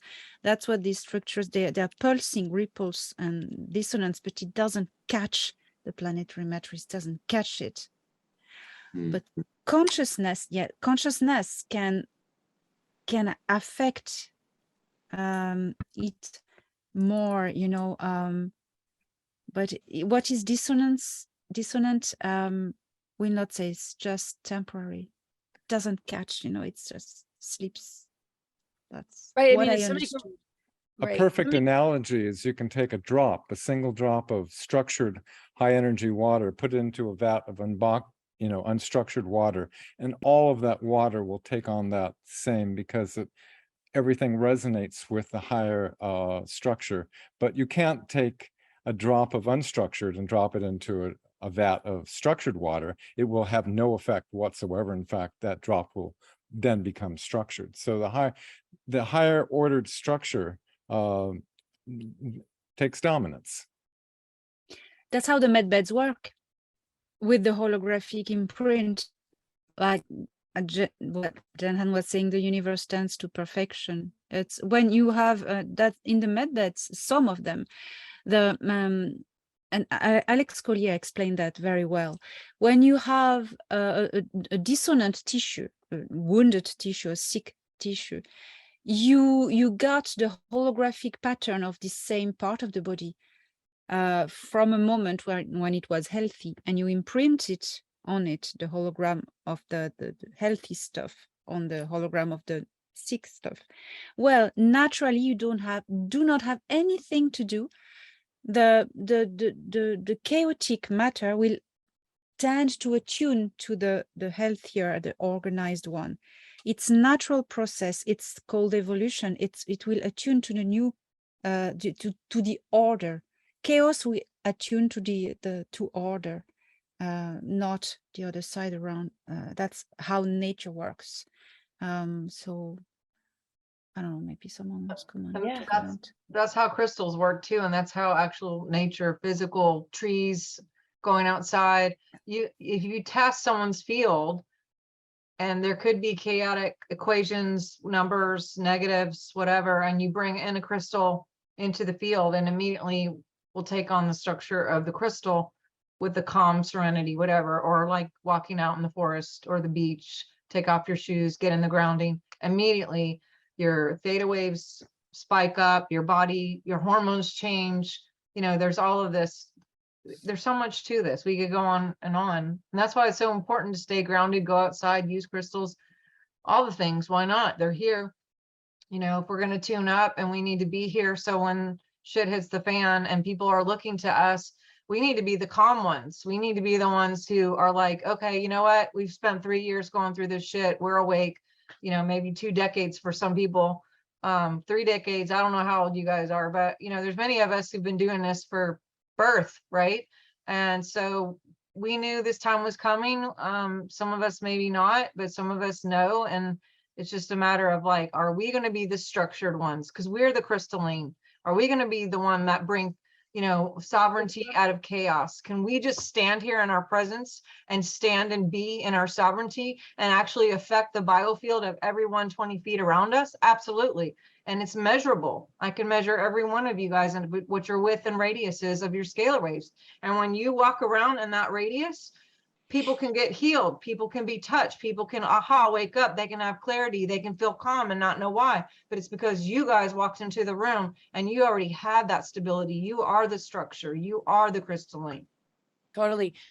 When people talk about 5G, I think of us in 5D and beyond as a throat chakra, speaking truth, being activators, which is beyond the 5G towers, because we're towers. We're so much more powerful than the 5G because our frequency is beyond these dark technologies, because they can only really work if a person is in lower chakra energies. We can only be assimilated into AI or be bound to this matrix if we're running these, you know, lower energies. And as humans, we're going to run into it. But if we consciously breathe through it and raise the vibration, we get to the higher octaves. Every planetary body has low octaves, shadow energies, and higher octaves. Like Saturn, its lower octave is tyranny, control, enslavement, misuse of power. Its higher octave is self-mastery and becoming a teacher, because once we get over the trials and tribulations of being in a control system and we take our power back, we actually become masters over these control forces, and we become that override frequency. We become the 5D tower, which overrides the 5G, and then we switch on everything else, because our throat chakra is a bridge to the multidimensional and higher dimensions that we can speak and purify and neutralize dark weapons and toxicity, I feel. Anybody else? What was that, Dr. Sharnael? Nice. You're muted. That's awesome. I was just Yes. saying, yay, I love all of it. Keep going. Yeah, so we're talking about just the override frequency, how it affects the collective, and how when we carry this, I mean, it changes people around us.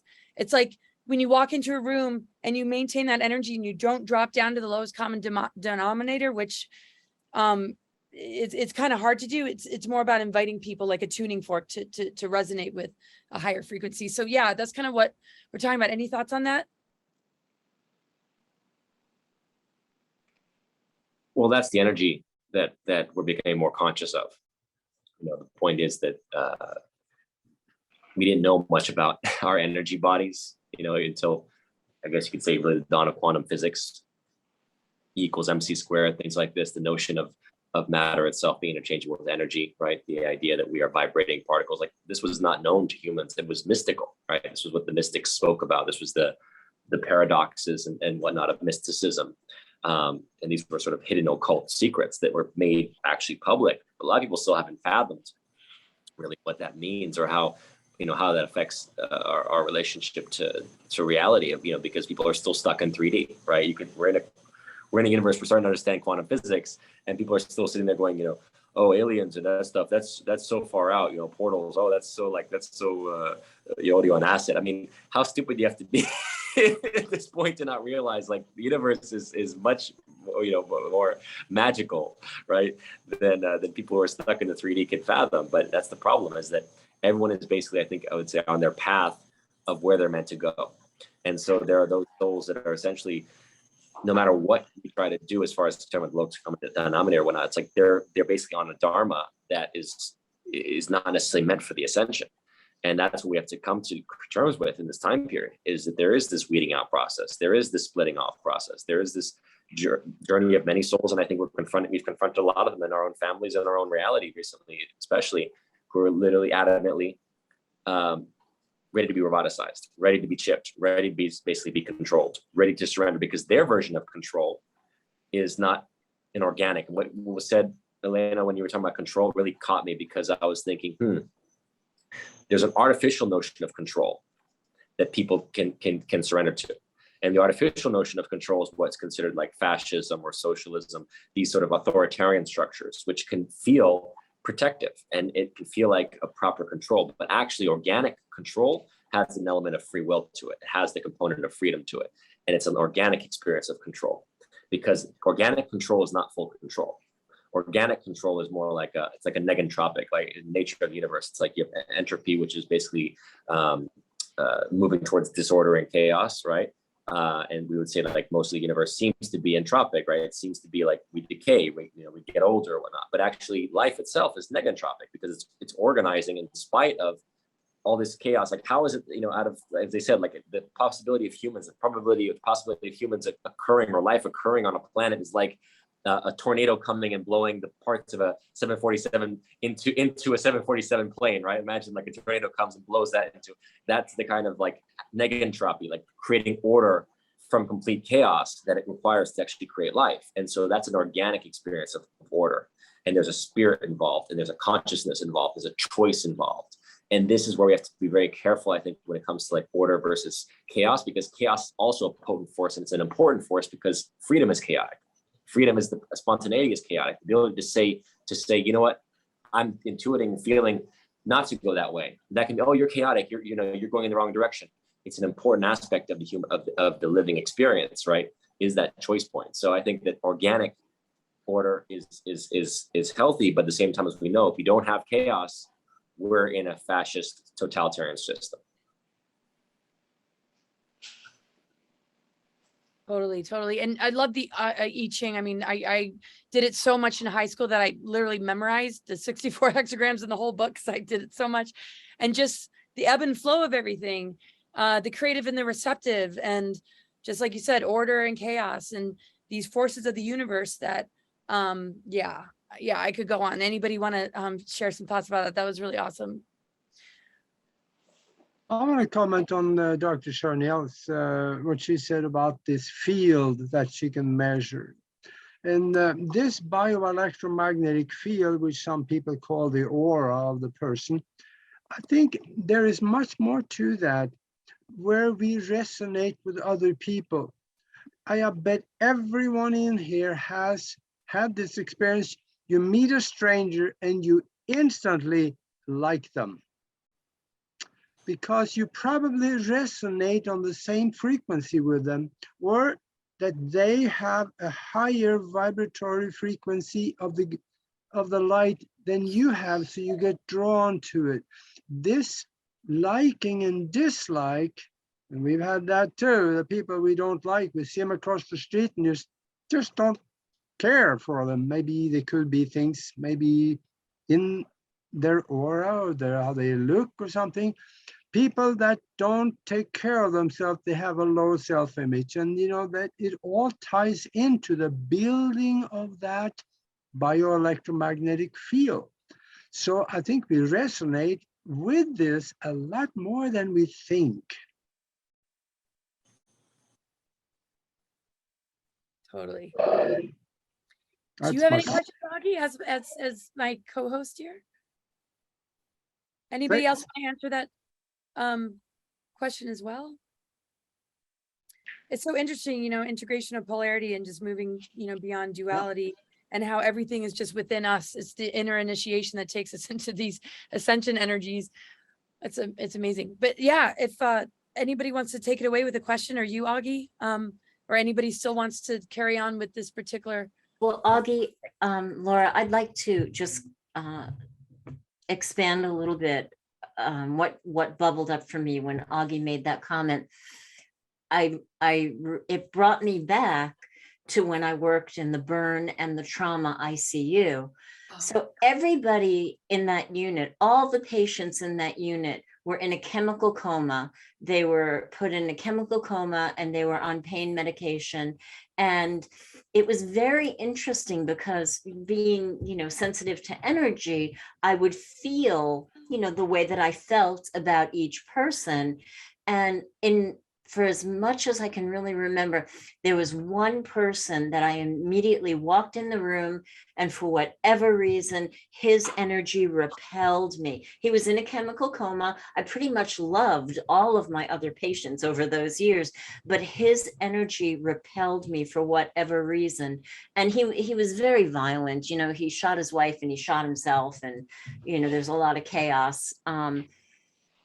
But I think that's true, Aage. I think that's true. It's the way that we interact with their bio electric field. And I tried to like him. I really did. I really tried to like him, but there was just something about his energy. I just couldn't. I didn't even want to be his nurse. It was that strong. So yeah, there's something there.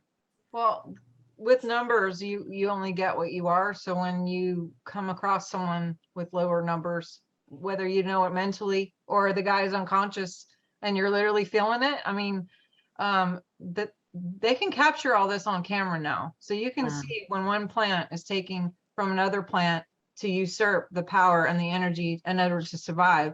And you can see that with humans too.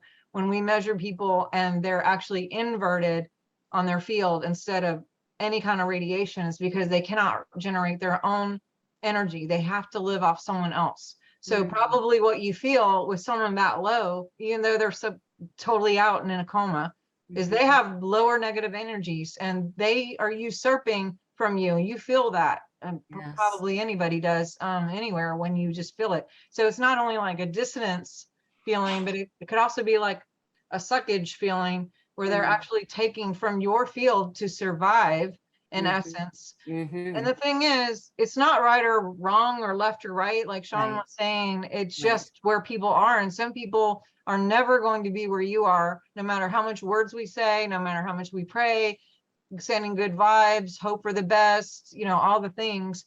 Some of them, like Sean was saying, this is just their lot for now in this season. And, I've had to really, really not take it personal. Yeah. Because, especially in working as a naturopath and seeing people decide to do the things that Dan was talking about, it's like, you can sit there and tell them, but if they're so sucked into the entrainment of whatever's on the earth and they're in that vibe and they're just going for it and they don't want to know anything else, they're just in there and they're happy and I'm just doing the thing. It could be completely what we wouldn't want for them, no matter how much we love them or want for them, or, give them information, send them the 50-second article on why not to do blah, blah, blah. But they're just going to do their thing. And I've had to just be like, you know what? I love you anyway. Awesome. I'll be over here. I'm here if you need something, but also, you do you, and I'm going to just keep doing me, and let's boogie on and we'll do our thing and see where everybody lands. And but not taking it personal, man, especially if it's like family or people Yeah. that you thought you were close to. Yeah. I think this 3 years for me has been more of like identifying who's actually my friend, like the real word, not talking about like the Facebook kind or Right. someone who just talked to you on Instagram once in a message or liked some shit. You know, I'm talking about who's my actual friend when shit goes down and I need a friend to talk to or listen to or get advice from that's going to love me no matter what. And, you know, we're all finding each other. We're still doing it. You know, there's still forks in the road and shit going on, but you know, in the end, it's just a sifting kind of deal and just staying in our power, staying in our love and not taking it personal and just being like, you know what, I love anyway. I just love you anyway. Exactly.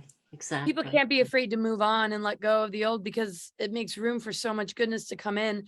And as long as we keep that mutual love and respect, even if it's from afar, we're not like holding dark energy between one another. And I feel like even if people are making decisions, jab or no jab, or you know, like there's opposition or things that can create discord, the unconditional love and acceptance without needing to be right, without needing to prove something, without needing that validation or to convince somebody of somebody, when that love frequency is the override energy, no matter how much distance or boundaries need to be there, to me, that's going to offset a lot of the damages and mitigate a lot of these dark weapons that are relying on our minds. If the weapons were enough, they wouldn't bother with social engineering and mind control. They would just blast us with weapons. They require us to bite the bait. They require us to be invested in the false narratives and the distortions. Because once we're free of that, the weapons have nothing on us and the body releases it as a foreign substance. It's the mind that we need to free to mitigate and neutralize the weapons and everything that we've ingested that isn't good for us.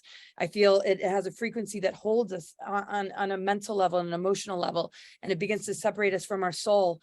And once we get that back, I feel like we can overcome and heal just about everything and anything. Would you guys like agree with that? Absolutely. Well, that's what I'm getting from all of you guys, like Mhm. that. And this is really what this is about, like the power of the human spirit and what we're really capable of. So Absolutely. And we anybody have the wanna whole share some thoughts? universe supporting us because the core of the matrix is love and it will not support dissonance. So how great is that? Very great. Anybody want to present a question? There's no question from the group. So Sean, are you coming with any thoughts or things that you want to share, questions you want to put out? Aage as a co-host or anybody here? I just want to make sure in the last 20 minutes that we have, even if we do go over a little bit, that everybody feels like, hey, I got something I want to present to the group and here's a question. And you can answer it first. It's totally casual and free for all. Aren't I a great host? Sorry if I'm a little rusty. No, I'm totally open. There's too many thoughts. Like it's just there's so much swirling. You know, from in terms of it's too much to verbalize at the moment. But as you know, as there was something said to trigger the thought, you know, everything goes back to the earth, and that's the whole beauty of this recycling. The nature of this earth, it does recycle things. Some things take longer, as we know. Some things are shorter, but it's like everything returns to the earth, and so. It's always been this realization that we have to allow bad ideas, whatever bad, you know, that we think like, oh, this is toxic, this is bad, like let it run its course. It will ultimately come back to the earth. And as you were saying, I think Dan was saying, like, if it's not of love, ultimately it's like it won't ultimately rise, right? It's like there are certain thresholds, and I think that we're entering, or I know we're entering a new threshold as we're talking about the Schumann resonance and whatnot rising. It's like there's a new threshold with where the earth is moving on the galactic plane. So as the vibration is increasing, we are feeling that because we are of the earth, we're made of the earth. The sun, I think the solar activity, and as we know, like there's been anyway different bursts of periods of solar activity, like disappearing, right, and then acting up. I think the sun is playing a very critical role in actually triggering these earth changes and actually like stirring up the earth, because in the process of the earth's awakening, our awakening, it all coexists with this ascension process. So that's why it goes back just like trusting that process to play itself out, letting the bad things, the things that are dissonant, they say bad, like ultimately it's just like more dissonant, less like more heavy, more dense, not as light, because ultimately that's what the ascension is about. It's becoming lighter. It's about being able to transmute more rapidly, processing things more with more love and forgiveness and all the things, you know, the Christed concepts, right, of charity and mercy and all these concepts that were very like high ideals, being able to actually implement them more readily as we enter this time period, because we'll be more energetically attuned, as opposed to dense earthly beings that are, caught up with getting revenge on their parent, their parent or whoever abused them as a child, physically, verbally, you name it, sexually, like all this abuse that's been going on in our psyches. It's like the more we can actually transmute that, all that, how do you say, that noise essentially that's keeping us back, rapidly transmuting that to then become more ascended, more light, more joyful, right, more present, and then body this new earth. Nature teaches us everything. I mean, we compost the things we need to release. And actually the compost makes the soil more nutrient for the next growth to be even stronger than before. And I love that you refer to the earth, because the earth is so much, and it's a multidimensional planet with stargates and a planetary grid network that connects to the multidimensional cosmos that we are replicas of. And in this restoration of the tree of life, it has a root system and branches. And I just love it. Anybody else want to share some thoughts? That was really awesome. I want to say that we've been talking tonight about the creative capacity of the unified field, or the universal consciousness, the universal mind, or God, if you like. I personally believe there is no restrictions to that creative capacity. It can do absolutely anything. Now, that's a hard statement to say, and let me tell you why I think so. We can create here whatever everybody else is creating, maybe more than that, but let's say that you wanted to create something that was so big, it is, by physical laws of physics, is impossible to create. What if you were able to do it, but you could not fit it in with our physical reality? What would happen then, in my opinion, is that you create a different timeline going into the future where those creations were possible. And you leave the old timeline behind. And of course, there's two schools of thought on that old timeline. Quantum physics says, and one theory says that the field collapses, they never happen. And the other one say that it continues because you put energy into it. Energy does not dissipate to nothing. So since there were energy, that old timeline continue with you in it. Now you got two timelines, you're in both of them. And you're not schizophrenic. All right, nobody laughed at my jokes anyway, so don't worry. But I was muted, I was laughing. The new I was laughing, Aage. Yeah, John, what do you think? It was funny. It was good. All right. Well, the new timeline has that phenomenally big thing that you wanted to create in it, because in that timeline, the laws of physics allow for that thing to be created. Now, that's a little hard to swallow. What would be the restriction of the laws of physics in the first timeline? Let's say you wanted to create another planet next to ours. Okay. Now, that's a pretty big thing. But isn't this what the whole reality is? It's a thought experiment. I mean, if we really think about what this is, it's a thought experiment. It's certain mythologies that keep coming back, right? And that's why it's like there's certain concepts of a fall, of this duality, this checkerboard duality, this how do you say, this separation of us from source, this God wound that we all have, right? The feeling of betrayal, separation, however you want to term it, your sense of abandonment. Everyone has some wound around this, this feeling, right?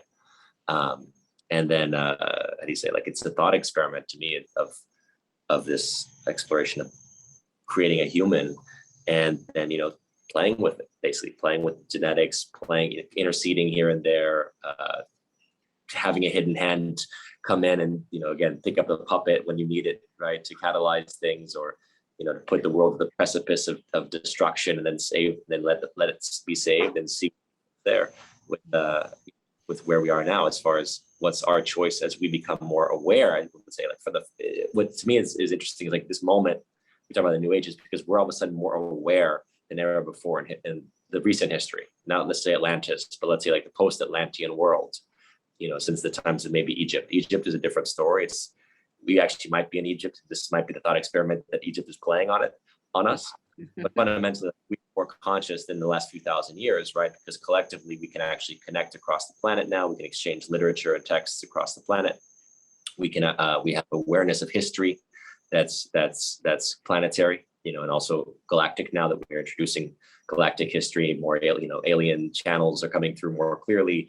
We're sharing this information more readily. This is only about 100, 200 years of, people like me and others starting to actually bring up the Atlantean mythology for people en masse, right? I mean, so the point is that we are coming to this awareness because this is a choice point now. So it's been a few thousand years of a strong collective unconscious, a lot of unconsciousness amongst the human animal, becoming more aware of itself, but still more impulsive, all of a sudden coming to this choice point of, wow, wait, I can actually say no to this. Wait, I can say yes to that. Wait, I don't have to go to war anymore just because some tyrant told me to.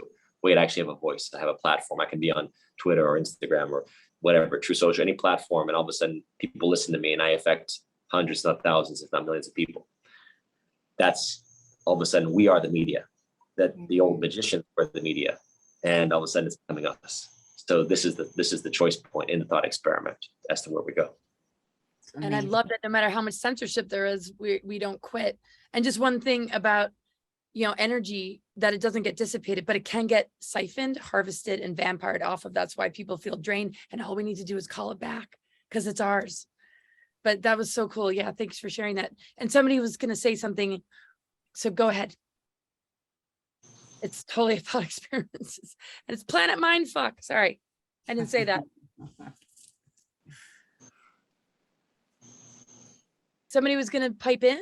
I know we don't have much time left, and I want to make sure everybody shares because Elena, you haven't shared in a while, and John and do we want to just kind of go around and assess just what this whole day is sort of like brought to the surface for each of you? It can be about anything at all. It could be about a conversation we had a couple hours ago, or something you heard in a talk, or something you shared in a talk.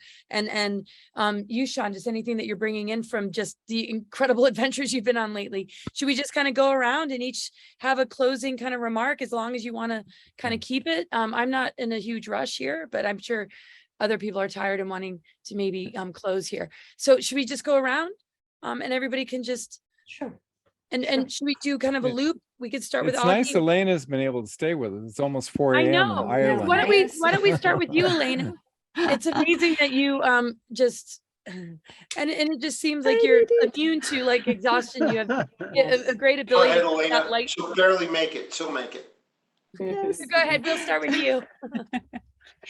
Well, all of what everybody said tonight, it's about knowing who we are and knowing what we can do.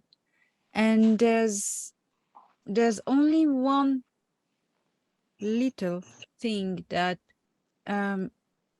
keeps us to really secure our great future. There's only one little thing, and that only one little thing is also the last card that the enemy, desperate enemy, is playing. That thing is fear. And we need to drop that. And that's the only thing that keeps us tied up to the old paradigm. That's the only thing, that's the chain, fear. And they're very good at playing with that, trying to just manipulating us with that, with fear, scaring us. Well, let us just stop that, because everything that carries fear, it's not good. That's trick somewhere, There's two different types of fear. There's the instinctive fear that tells us, oh, there's a danger, but that fear comes from us, from inside, okay, from our senses.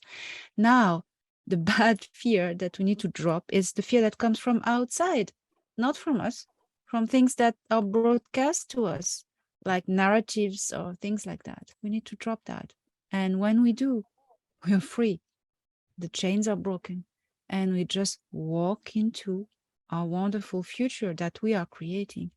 So that would be my last word at 4 a.m. 4 a.m. in Ireland. Drop all fears. Beautiful. Excellent. So Thank you, Elena. Who's next? The order changed here. yeah, depending on everyone, the order is different. So Okay, then I John. can go next. I just want to say this has been a great experience. It's been wonderful being here with you guys. And I want to say, just as an exclamation point on what Elena just said, in the Bible, Jesus says, do not fear, more times than any other saying that he does throughout the Bible. And people have calculated it's a total of 365 times we have the saying, do not fear.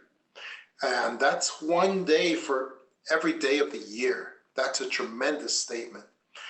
So I just wanted to tell people, in line with that, people have been getting this experience. It's a paranormal experience. It's a voice to skull technology that has been sent out to people. And it's these messages that national governments, apparently they have this ability. They have other abilities, but they have been sending out the message to people, and the cabal has also been sending out the messages to people. And I've gotten this from two men that I follow. One of them is David Icke, and the other one is Cliff High. I follow both of these guys. They're basically the only ones I follow. And they both recently, in the recent months, have said the same thing. They have said they have examples of many dozens and hundreds of people that have come to them and told them they are all receiving the same message. And the message is just, I think it's just 7 words. It just goes like this. Take the vax, it'll be fine. That's the message. Those are like 7 words that everyone has been receiving. And this is amazing. And Cliff High has said it goes beyond this message going out to people. It goes beyond just technical. It's not just from the 5G towers or whatever, because he has seen people in very remote locations that get no radio signals at all. And they have also, and they've been people who are energetically perceptive, intuitive. And they have also received this message, this one message, 7 words. So it's just very scary. And you guys know that when people have paranormal experiences, they tend to just pick themselves up, dust themselves off, and pretend it never happened. And this is the reason why we've all seen people, we've all talked to people who said, oh, I'm never getting the bioweapon, ever. I'm never getting the bioweapon no matter what. And you see them a month later and they're like, oh, I took it. And there's no, and then when you ask them, why did they do that? They get kind of fuzzy. They get kind of blurry, and there's no real thing given. Anyway, that's been happening a lot of places, and that is why I try to urge people to read my book, The Clear Hearers, because it explains what real clear hearing is, and it also warns about this that's happening right now. And I want to say that. And also my devices for protection are also on my website, along with these devices for personal spiritual protection. And yep, there it is in the chat. It is at johntamabooks.com. And apparently there's 25% off for all of my books and for the devices as well, using code FBI25. FBI25. So That was what I wanted to leave you guys with.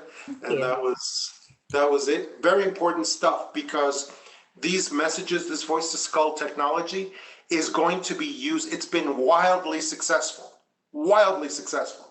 And whenever global government gets something that's wildly successful, they're going to use it again and again and again. So that's why I tell you about this. That's why it's so important that people look into this and find out what real clear hearing is and what counterfeit clear hearing is, like what they're doing right now all over the world. That was it. Thanks, guys. Thank you, John. Let me I'm comment. muted. Thank you so much, John. That was awesome. Go ahead, Aage. Yeah, let me comment just one thing on what John said there, because voice skull technology sounds pretty wild, but no, it was patented back in the 1980s. And I have the patent number. In fact, I talk about the patent number on one of my videos that you can find everywhere, Aliens and Agenda 21. And there are many other technologies like that. In fact, patents on some of the stuff that they put in your arm and all kinds of things that it is patented. It's proven. So don't let anybody tell you you are a conspiracy theorist. I can add to that very just quickly, because I feel like I've said my last word for the most part, but I just want to add to that with Conspiracy Theory season 2, I believe, with Jesse Ventura, which was before I came on the show. I came on for season 3, but in season 2, I believe, he did an experiment with exactly that technology, the voice to skull stuff, and it showed you on, where Jesse was literally like hearing it. And he's like, where is that sound coming from? And they showed you that technology. And obviously, this is back when Jesse still believed in conspiracies and where he bought the statement thing. But I love that episode, especially when they beamed the music into his head as he was standing there. And then he just says, with a big smile, he says, holy mackerel, this could actually drive me crazy. And he was just listening to it for like 2 minutes. But he said over time, that would literally drive you insane. It's crazy. Crazy stuff. Wow, yeah. Yeah, well, it's crazy to see just what comes through people's devices. And I mean, with all the school shootings, actually a woman I'm picking up tonight, who's a good friend of mine, had 10 family members gunned down in the Texas church. Her name's Joe Sherrill. And all of her friends abandoned her. And she's been struggling with this. And I just bought her a plane ticket. I'm like, get your butt out here. I'm going to take care of you. She's so traumatized, lost 10 family members. The FBI was right there. They were doing testing for trauma. They were never in the area. And it was totally MK Ultra, like assassin just got the message to go in there. I mean, there's false flags and actors, but this was real deal stuff. And wouldn't you say that's similar to this voice skull where you just take commands? They do all kinds of stuff with that. It is crazy. And the problem is everybody's using it now, not just national governments, but cabal entities that are looking to depopulate us are also using it. That's what's so scary about this. Yeah. Okay, well, thank you for sharing. So we'll keep going around, and you still should have closing thoughts, I hope, Sean. And we'll keep going around. And yeah. So I mean, again, frequency. Sean, could I? Dan or Sean, do you want to go? I mean, whoever wants to go, whoever hasn't spoken, just as long as everybody gets their final closing words. I'll probably not really close. I just want to hear everybody else before we close. Could I ask Sean a question quick? Sure, why not? Hey, Sean, do you do radio shows? I do not radio. I mean, I have a show. It's called Interviews on Iconic. So that's David Icke's platform, iconic.com. Oh, I would love to have you on as a guest for Broadcast Team Alpha. We got a very popular show that gets out on 17 platforms. I would love to have you come on and spend an hour with us. Is that possible? Thank you. Absolutely. Yeah. Laura and Dr. Sharnael have my contact, and we'll set that up. Sounds and wonderful. We need to still set something up, I hope, Sean. Yeah. Mm-hmm. Cool. Awesome. And he did, but Buzzsaw, you're not doing that, right? Anymore? He did this big show for a long time. You're not, is that moved over to Iconic or that's different? No, not, I mean, it's just my show now is called Interviews on Iconic. But Laura, right? You're doing Instinct.tv. Right. Right. Okay. Infinite.tv, that's a good, Infinite.tv. Okay, right. Nice. Okay, well, I'll make sure. But yeah, no, he's done amazing shows. I was on a show a long time ago. We've done some cool collaboration. It'd be really awesome that you have him. So yeah, and you've been on crazy adventures, but I could definitely ask you a bunch of questions, but we'll go around and can't wait to hear what everybody has to close with. And then any final thoughts from you would be awesome. So Dan, do you want to go next? Sure. Yeah, my final thoughts are on the matrix we're covering. I just want to leave the thoughts that the core of the matrix is love, and that the dissonance is not supported in this geometrical resonance that the matrix is, and that the universe does tend toward perfection. So we have all that going for us. And in supporting the scientific information that not only Dr. Marcel Vogel, but Jen Han Redron, the corroborating evidence that supports who Elena Danaan is and what she is sharing, and that counters all of the disinformation that's going out there, for people to look at the corroborating elements that that support what's real and what's not, because you have to really use discernment out there. My two websites, marcelvogel.org and thewebmatrix.net, has all the scientific notes and everything like that to share with everybody. And I hope I did the subject, justice. It was really great. Of course you did. And thanks for all your research in helping to exonerate Eisenhower from all the lies and miswritten and rewritten history that has just really been a lot to carry. So thank you for everything that you do.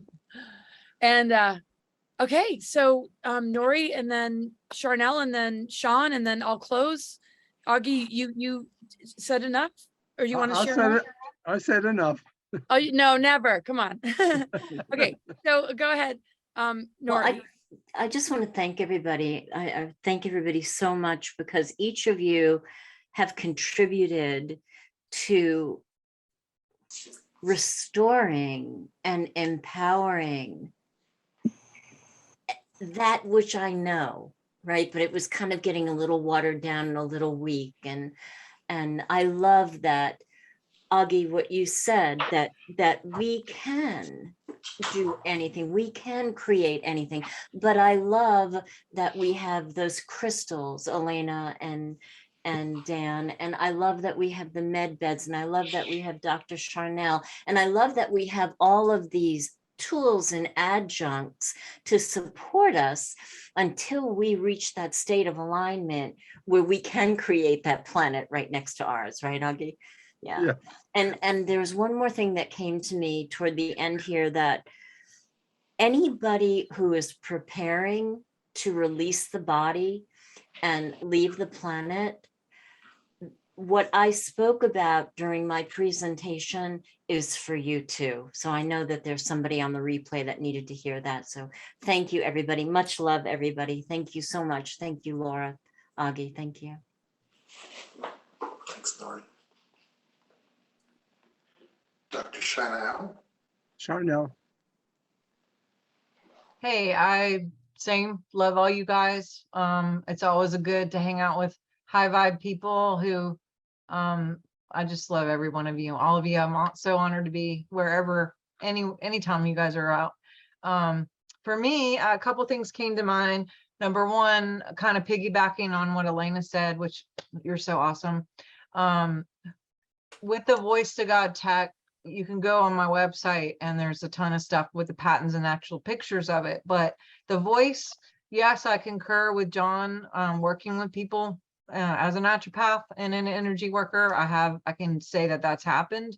But also what I keep hearing is some people are saying that they're hearing this one sentence as well. And in one way it comes out this way, and another way it comes out a different way. It's the inflection and the tone. But this is what we're hearing. Number one, we're hearing, anytime someone wants to step out and do something awesome, we're hearing, who do you think you are? And so that's come up a few times. At the same time, I'm also hearing other people hearing and within themselves, who do you think you are? So I think that this is a time where we need to take kind of like a inventory of actually who we are in this time and season, what we're capable of, not looking at the limits. Like Aage was saying, there are no limits when you're tapped into source code, who is everything. And that is in us, in our DNA. We get to do the stuff. We are set here and we picked this time right now. This is not an accident that we're here in the middle of all this. Yeah, it sucks sometimes. And there's days that I have bad days, just like all of you. But when we stand together and when we remember and we come together and we focus on the things that we do agree on, when we don't take it personal and we can just still love each other unconditionally. Because of course there is conditional love, which is like, if you don't do this and you don't like what I say and you don't believe what I do, then there's no love. That's not love. True love is loving everyone where they're at. And so number one, I would just really encourage everyone to ask that question, who do you think you are? And write down a list of the things that you truly are, or maybe things that you wish to be or to align with and to remember. Because like John said, it is a mental. You know, you can be planned and have all the stuff, but hope is not a plan. And if you're dealing with the mental and the voice to God tech and all the other stuff, it's like we have to even come and override that and come up to a higher place. And we can with practice, just like exercising and working out, you know, we build those muscles, those mental muscles as well, those spiritual muscles as well. So number one, who do you think you are? And number two, really, really understand unconditional love. Not just for other people who may not be where you are or where you think you are, but also unconditional love for the person right here, you guys, of remembering, you know what, you're going to have a mistake. You may have a misjudgment. You may not do everything perfect, but give yourself some slack in the middle of all this and just be like, you know what, okay, I'm having a bad day. I might take some time off. I might go out to the forest. I might go kayaking. I might pick some berries or sleep in, or whatever the situation is that you need for you. Love yourself unconditionally with the true, pure, divine love of who God is in you already. And just remember that you're not alone, because part of the big illusion is to separate, divide, and keep everyone feeling like I'm the only one who feels this. And that's bullshit. We're all feeling it. And usually if you just check the Schumann or put a call out and you have the courage to just go talk to someone, you'll find out a lot of people are feeling the same thing that you are. And even us as leaders, you know, whatever that means, leaders, you know, I think sometimes we look at other people who are on the platforms and have tons of followers and we just think they got it going on. They never have a bad day, you know, blah, blah, blah. They just got lucky. No, it's hard work and we have bad days. Everybody has bad days. And so send love to your people, send love and, you know, good encouragement, you know, be nice, smile at people when you go to the store and walk around. I play this smile game and I'll just be like, hey, and I'll wave and I'll be sweet and like just really try on purpose to see how I can radiate absolute total pure love to everyone that I contact and ignite that love in everyone that I contact. So that's what I'm trying to do. I'm not saying that it's right or wrong. I have no idea. I'm just working on me just like everybody else. So that's my 2 cents. Great. Love you. Oh, and you can go to swiftfire.org too. Go check it out. Maybe there's something that'll appeal to you. Who knows? Awesome, Sharnael. Thank you so much for joining us and everything that you've brought today and everything that you do, of course. It's been awesome. Love you too. Hi guys, I have to pop out. It's bedtime over here too, so I will say much love to everyone and hope you have a beautiful evening. And thank you for having me in the discussion. Oh gosh, wonderful to see you. I'm so glad you were able to join. Thanks, Sean. Yes, guys, get some good night. Love you, Thank you Sean. for being here. Thank you. Awesome. Okay, everybody. Looks like we're ready to close. I have my website, cosmicgaia.org. You can subscribe to my newsletter thing where I do Zoom meetings and I do one-on-one calls and readings and free calls for subscribers. And I got some good projects in the works and my book will be out soon, finally. And really, yeah. And just, yeah, a lot of stuff is falling together and I'm feeling like really good and way different than I've been feeling the last year and a half. Yeah. Like everybody's been feeling, just the empathic overload, just the overwhelm of everything we're processing, no matter how much we might have warned people, here it is, right? And I just feel really encouraged, really inspired by making this happen with you guys. and just feel kind of over the kind of devastation part of it all. I just had to kind of process through it and move through it. I know a lot of us have, and I'm just feeling just a lot of lightness. So, and this really helps, and just all us gathering together and staying strong in this unity and our community and building community and continuing to rock it on our missions and learn and grow with each other and from each other. And also everybody listening, because to me, leaders are not people with the microphone that are behind the camera. Everybody's a leader when you step up to your truth, your sovereignty, and you embrace the more difficult work within yourself, which ultimately is liberating you and giving you the life that you deserve. It's just about unhooking from the things that maybe produce guilt or regret or shame or insecurity, when really bring that power back to you, and just know that when you rescue your treasures, all those things turn into jewels and crystals and wisdom. There's a flip side to all those negative feelings and emotions. And once we get there, we assist people in rising above and remembering what it means to come home, and not to misunderstand the journey to the point where you feel defeated and victimized and like you're going to give up. We're all in this together. We're a fucking family. And I love you guys. Love you too. Thank you so Thanks, much. Laura. Thanks Okay, so much, bye. Laura. Everybody, Bye. Sure. Good night. good night.